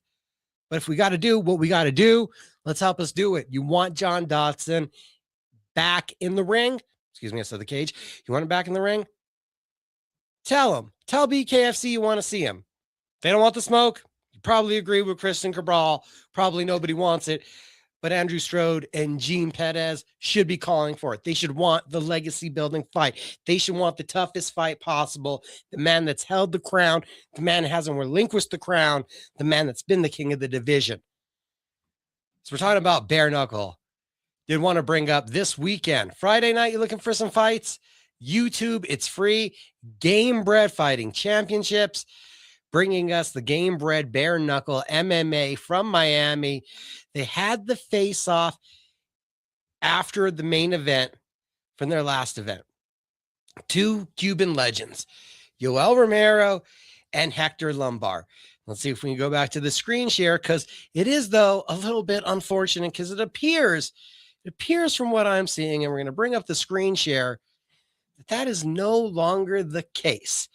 We have a different main event now. Yoel Romero still there. Ageless Wonder. Alex Nicholson. Nicholson was supposed to, we'll click on the Tapology, show you guys, was supposed to be in action against, well, Joe Romero at one point, but there's also now a fight missing here. That was from the last Game Bred MMA fight, and his opponent did not show up at all.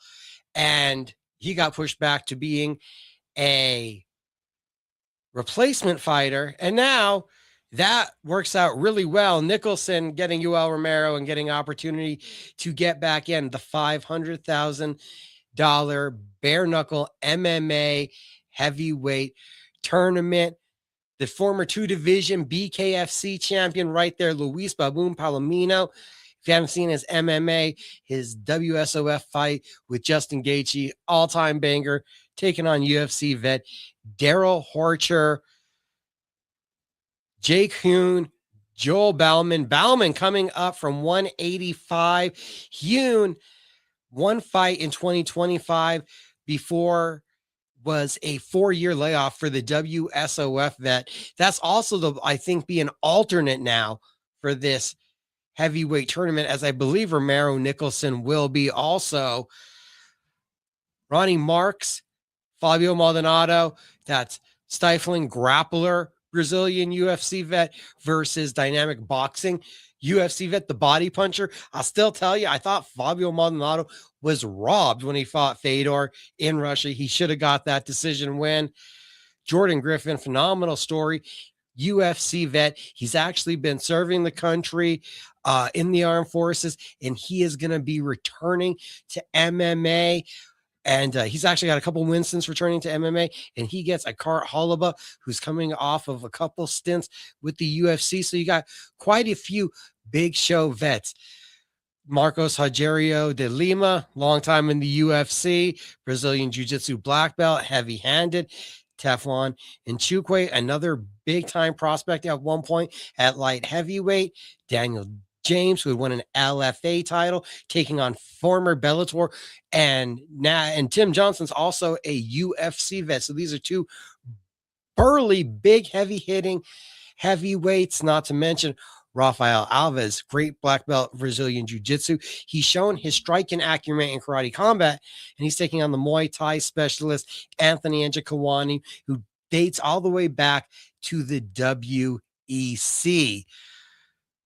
Jordan Heiderman, you've seen him multiple big shows. Same thing with Jonathan Wilson, a UFC vet. Sabah Hamasi, Bellator vet, who we've been seeing in BKFC.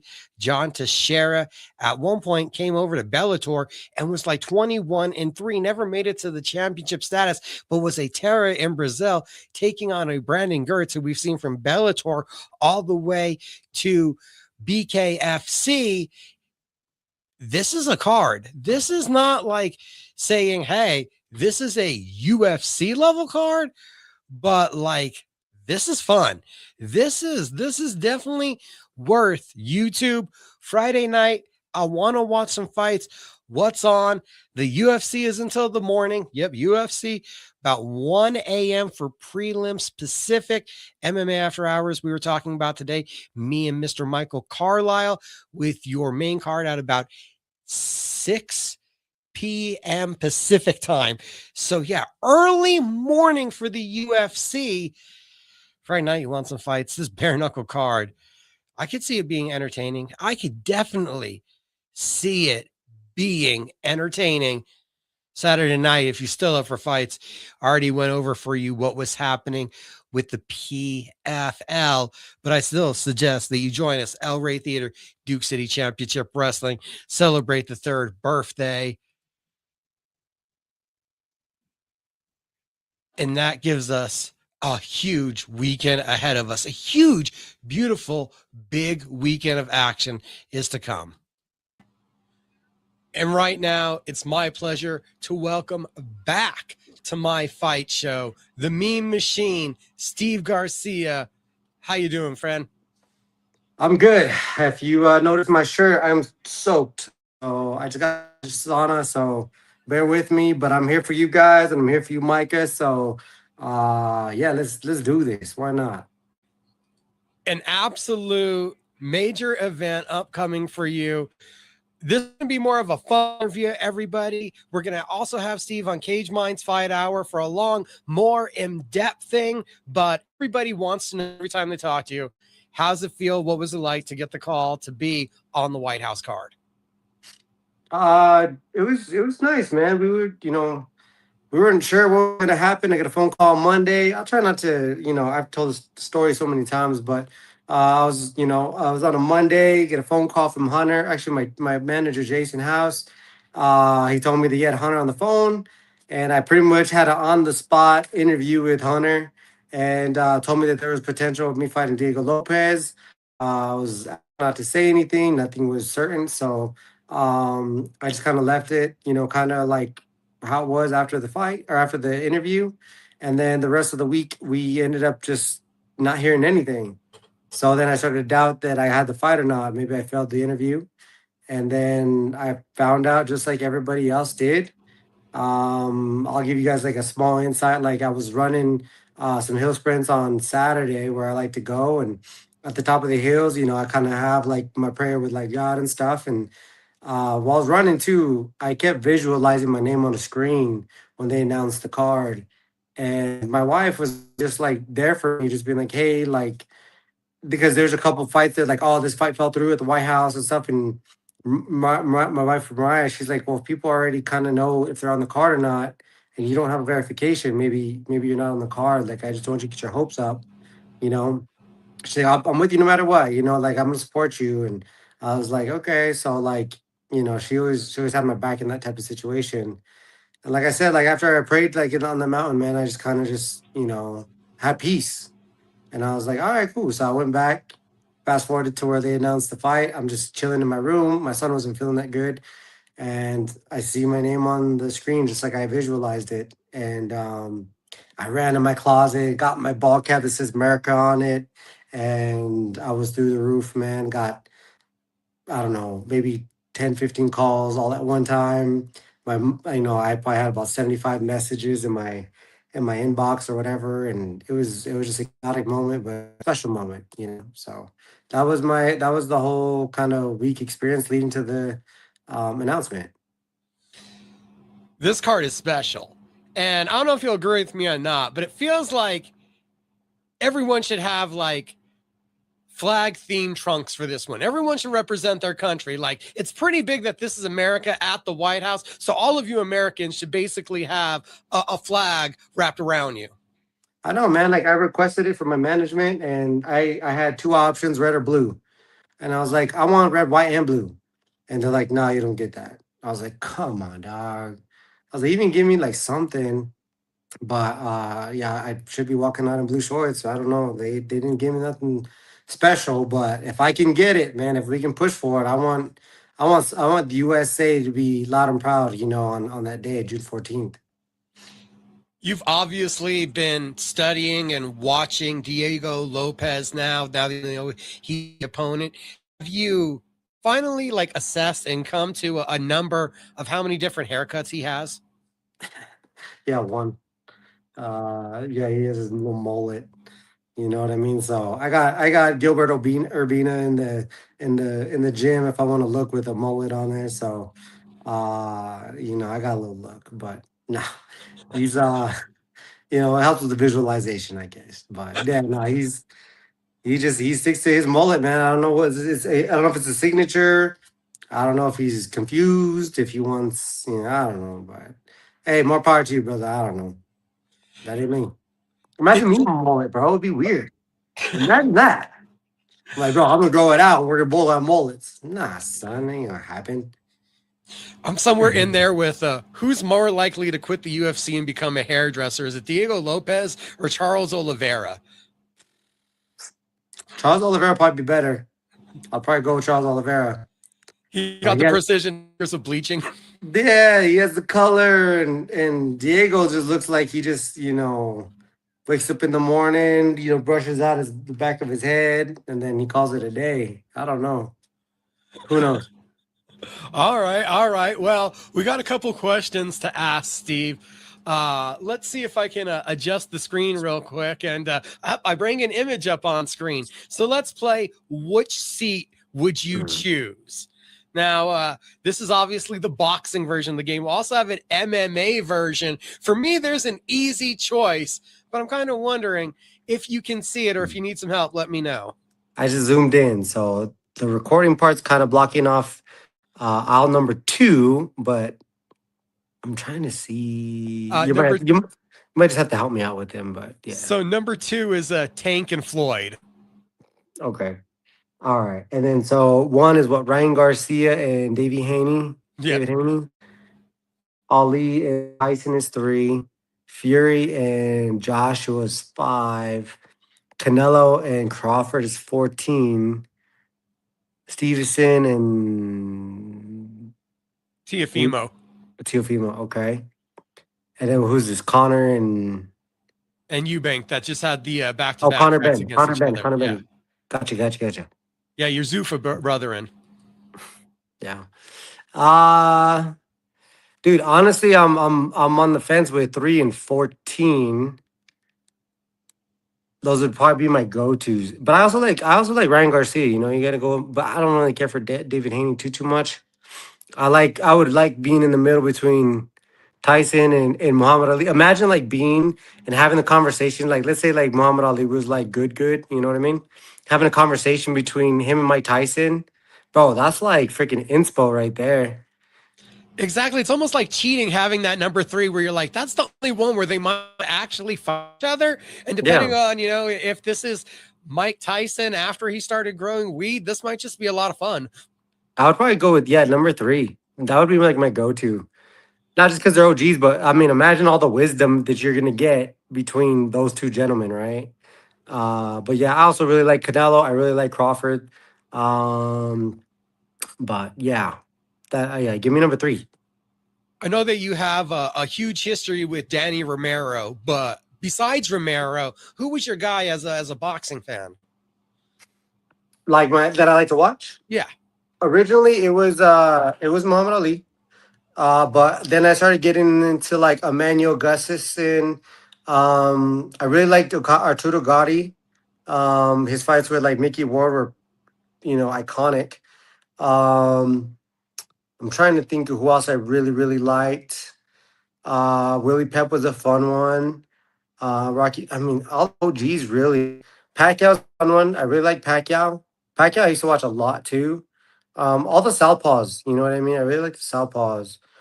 Even who's that guy that danced all the time? It's not Amir Khan, but it's he used to just goof off in a ring all the time and just make people look silly. What's his name? There's so many highlights of him. You know what I'm talking about? Are you talking about a Sugar Ray kind of level guy, or sort of? There's a lot of defensive wizards throughout the years. It's hard. What's his name, man? He was just he was so fun to watch. I can't think of his name right now. So we're finding out Steve's much more of a student of boxing than we ever knew. I love boxing. Honestly, it's huge. It's a huge part of my game. Like I said, I grew up with Danny Romero. I really like to watch Robert Duran. That's who really inspired Danny. And so I really took to Robert Duran, a big hitter, heavy hitter. Not the biggest Julio Cesar Chavez, but he fought really well. That was another Danny's fave. But Oscar was a fun one to watch. Some of these guys were really fun to watch. Sosa is fun to watch. Nonito Donaire was fun to watch. Like I said, there's a whole list of people that I just would just go down a rabbit hole and I would just watch for, hours at a time. A lot of the new ones, I mean, everybody that's in sports and combat sports knows and wants to be Canelo. You know what I mean? Everybody wants to be fast like Ryan Garcia. So there's that. But yeah, man, boxing is awesome. I love it because I feel like it's most challenging because you only have two weapons. Well, actually, you probably have a little bit more. You have your footwork, head movement, and you have your left and right hand, right? So you got a little bit more, but that's what makes it hard. Because like in MMA, there's so many ways to win, which means there's so many ways to lose. So margin for error, is much much harder in boxing because you definitely have to figure out how to connect it on the chin or in the body. When in MMA, you're going to probably find a leg and a calf, a body, head. If that doesn't work, take it down, do some grappling, do some chokes. So many variations that you can just come up with in MMA. So I have so much respect for boxing. Let's go to the MMA side of this equation. And okay. I don't know if you can let me know if you have any problems seeing this one. It's a little more interesting and a little more you might have to actually really break up some fights. Dang, bro, this is crazy. This is crazy. Is number 5 We're Doom? That's We're Doom, right? I believe it's for Doom and Tony Ferguson, and I'm trying to remember how long ago those two had beef, where I found this meme from, but I'm just sure that neither one of them get along with many people anyway. I'm definitely avoiding number 6. Yeah, that's not gonna be something I'm gonna be. I'm like, bro, I was like, I don't know what's going on with these two right here, but they're about to kill each other. Sonnen and Tito, that's just pure comedy, so that would be funny. I think that would be cool, to chop it up with Pettis and Ben Henderson. Me and Pettis have a decent relationship. Like he comes over, we chop it up all the time when he's here. So and then Ben Henderson, I think is a pretty chill guy. We're Doom and a Wanderlei and Rampage.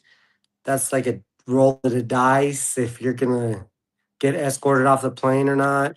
You're not even getting off the runway. Yeah. And then Jamal Hill, Pereira. Pereira doesn't even speak English, and then Jamal Hill, I don't know what Jamal's about. Strickland would be fun. And Strickland matter every time he hears the words chama. Yeah. Give me number 7. Because one, I've talked with Strickland before. And, obviously, like, he loves his guns. I love my guns. Bryce Mitchell is like a crazy conspiracy theorist and a Bible believer, but he takes it very extreme. I don't know. That sounds like fun to me. Give me both. Give me number 7. See, I was going to think you're going to be okay in 7. They're not even rivals. And I thought 2 might be okay with Pettis and Henderson because they like to fight each other, but really for money more than just like they hate each other. So you'll probably be able to, get through a fight with them. Yeah, man. Like, don't get me wrong. Like, when like there's a fight that goes on, but like you're surrounding them. I want to be the surrounding guy when it comes to some of those other seats, if you will. But yeah, no. If I have to spend a couple hours in between somebody, I'd rather not have to worry about if someone's gonna try to kill me or not. So that's my logic. Now, as we're putting Steve, through different kind of questions, the MMA world, people thought this was a wild combat sport for a while, but have you seen how wild combat sports really have been going? Like, let me see if I can hit play on this. And I don't know if you can fully see this, but have you ever seen anything like this? Oh, you're just walking around, you're tied to each other. They're chained to a table. Oh, this is good. This is good. Oh man, yeah. What's the Meme Machine commentary on this? You just made your commentary debut. Oh man, I don't even know what to call it. It's like, all right, got in the greens, trying to tug him right into his right hand. Who knows? I don't know how to set. I don't even think he knows how to set it. Oh, he's pumping the right hand, kind of white. I don't know the names. We got Baldy over here. He's looking like he's trying to figure him out, but Green over here just keeps tugging on him like a dog. That's one of the wildest things I've ever seen, right? That's pretty crazy. You know, I think with slap, they need to hold each other's hands and they need to go at the same time. I think going back and forth, you're compromised. Whoever gets hit first is always compromised even from the get. So I feel like in order to make it even, you guys hold each other's hands and then both freaking slap each other. You know what I mean? Because if I get slapped and I almost get knocked out, but not quite, and I'm still, you know, semi there, my hand ain't gonna be, because my brain and my chin and my face and the powder, I haven't really watched too much, but I'm like, nah, dog. I was like, we need to make this even. Well, we know Steve likes to fight in a phone booth. Could you imagine seeing this one? Oh, sign me up. Sign me up for sure. Our elbows allowed. I think it's just boxing. I can't tell, but all I know is they could have stopped the fight like the first time the guys. It's just a little bit sketchy when you're trying to rely on a referee's arm to jump in there and save you. But I know you like a good phone booth fight. Love the phone booth fighting. How do you commentate that? I wouldn't have any clue. I'm like, we can try to even replay the clip, and I'm not sure. It's just. I'm like, there you go. They're both hitting each other. There was a left one. Someone's falling. And now it's over. 15 seconds. Really, that's all we're 15 seconds. Oh my gosh, dude. So you figure we bring something different for Steve tonight on the show. We got just a couple more of these. We're trying to get his insight into the new world of combat sports. And yeah, guys, I don't know how I'm finding all of this stuff. One more second. Oh, we got one. Have you seen the kicking one, the leg kicking one? We don't have the leg kick one, but this is something else that I got sent. I don't know if you've ever seen this. Let's see this. Oh, shoot. This is like some gladiator shoes. All right, guys, here we go. It's 2-on-2, and we are together. And we're shackled. We're shackled. Imagine one guy gets knocked out and the other one's still conscious. Bro, that I was gonna say, I was like, you gotta like, in the gladiators, that cut off the arm, bro. Right? Get left behind. I'm like, how do you do this? Yeah, I would. So I'm doing like, you messing me up, bro. Like synchronized stepping. Also, one guy, imagine one of you tries to circle one way and the other one you just pull each other in the middle. They're not shackled at their legs, right? They're shackled both at the feet. The legs too? And at the arm. So they got 2 points of contact to each other. Like, yeah, see, look, one guy's dropped and yeah, that's kind of bad. You might dislocate an arm. But what if like you get like one person gets hit in the balls? I guess we're all hoping for a timeout. Yeah, I'm like, bro, like one person gets hit in the ball, like, you get time out, not shot. And if that ain't wild enough, we got one last screen to show Steve tonight before we let him get out of here. And it was a fun time having him on my fight show. So we're going to jump on over to this screen. And first thing is, have you ever seen coffin fighting? Coffin fighting? This is the first. What is this? This is the first. What is this? Let me see this. I got to get in this. What the heck? Bro, this is with the things that people are coming up with. This is crazy. And they're probably Russian. I am not sure where that one comes from. There's not many highlights. But in the same vein, well, give me a second to scroll on this page. Who comes with it like, bro, be sick if we just start fighting in the coffin? Like, how about like shove you in a tire? Hey, dog, I'm going to swirl you, but I'm going to do this with the tire. With a tire. I'm not even sure what the point of this is. At some point, they're like, if I can hold you or get your body all the way in the tire, I've won. What in the world? But how? Like, get your ass in there. What you doing in there? Get in that tire. There you go. Get the feet in. Get the feet in. Get the feet in. Head up. We did in elementary school. Head up. Head up. Push the head in. Push the head. Oh, okay. You got the ride. Got the wrist ride. Okay. Take away the hands to stop it. All right. Yeah, there you go. Crunch the head. Nah, dude, pull him out. Stick him back in there. Oh, there he goes. There he goes. I think that was a And victory. yeah, I don't. They're reaching here. They're reaching here. Like, it's kind of funny. It's more funny than anything, but they're reaching. Well, if you haven't seen that, Oh yeah, no, dude. This is like, bro, like road rage. This is road rage fighting championships right here. this is really what that's called? Oh no, it's Karjitsu. This is Karjitsu. Karjitsu. Okay, all right. I told you not to touch my channel. Don't touch my radio. I saw if they fall out of the car, they have to reset them in the car. Just like, you better take this off. Wait till I take off this seatbelt. I'll be choking with the seatbelt. Exactly. You know what I mean? That's why you take it off right away. You're like, I don't want to get the choke in.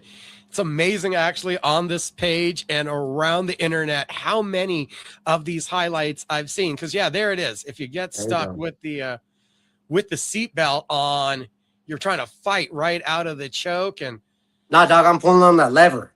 Pull the lever on, the seat collapse, hop on top, hit you with a nice couple piece, combo. But can they fight or is it just grappling? this is all grappling, just car jiu-jitsu, you said. Damn. Okay.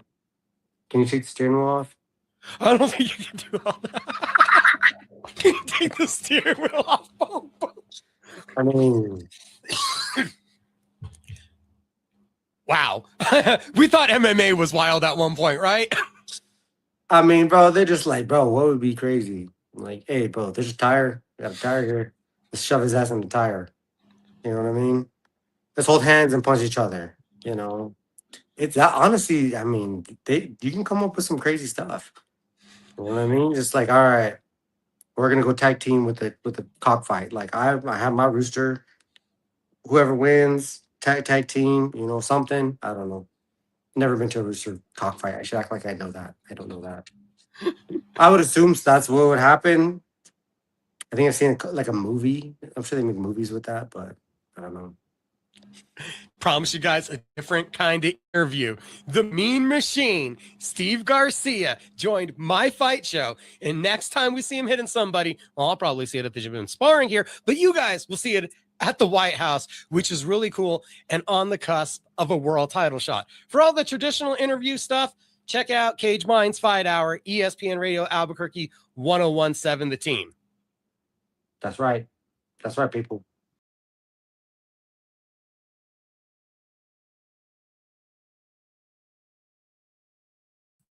The Meme Machine, Steve Garcia, on my fight show, a couple weeks away. We're going to have him back around on the website at cageminds.com. He'll be a guest on the Cage Minds Fight Hour, ESPN Radio Albuquerque. I think we're tentatively scheduled for about 3 weeks.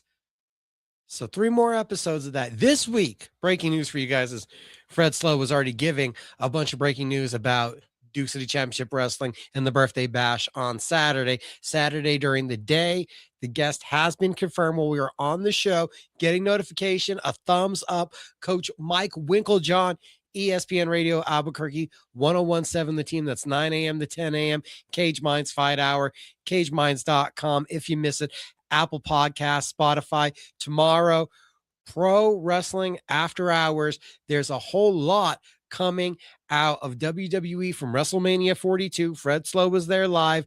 There's a whole lot going on with AEW as Darby Allin is the world champion, and they are heading towards a Forbidden Door opening up. There is Double Nothing ahead. We have a lot to talk about tomorrow. Pro Wrestling After Hours, BKFC results from Clearwater, UFC results from this past weekend. Visit cageminds.com for all the content. We got breaking news also today about the debut of BKFC in Nashville in June and the return of former lightweight title challenger Tony Loco Soto. Go over the website to see who he's fighting, where they're fighting, and get the details on the backstory of why this one is crucial to the lightweight division. Visit Cage Minds Combat Sports News on Facebook and YouTube. It's Cage Minds _CSN on your Instagram, your X, your Threads, your TikTok, across the social media spectrum. This is where combat sports lives. Enjoy the entertainment, keep fighting, and maybe we'll see you Saturday night, El Rey Theater, Duke City Championship Wrestling turns 3. Maybe you're still an MMA fan. Don't forget PFL Sioux Falls Saturday night, Friday night, Game Bred Bare Knuckle, MMA, free in YouTube, and it's a pretty quality card. We got one last comment. It's been a long night. It's been a good night. You guys have a great night. Thanks for watching. Oh, wait. Robbie Ray Images,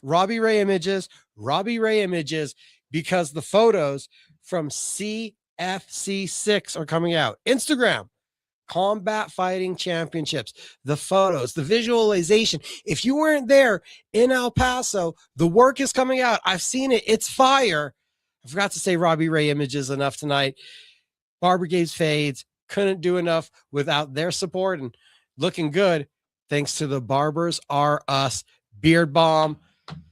Shout out to Talk ABQ where we're at it, and everybody have a great one.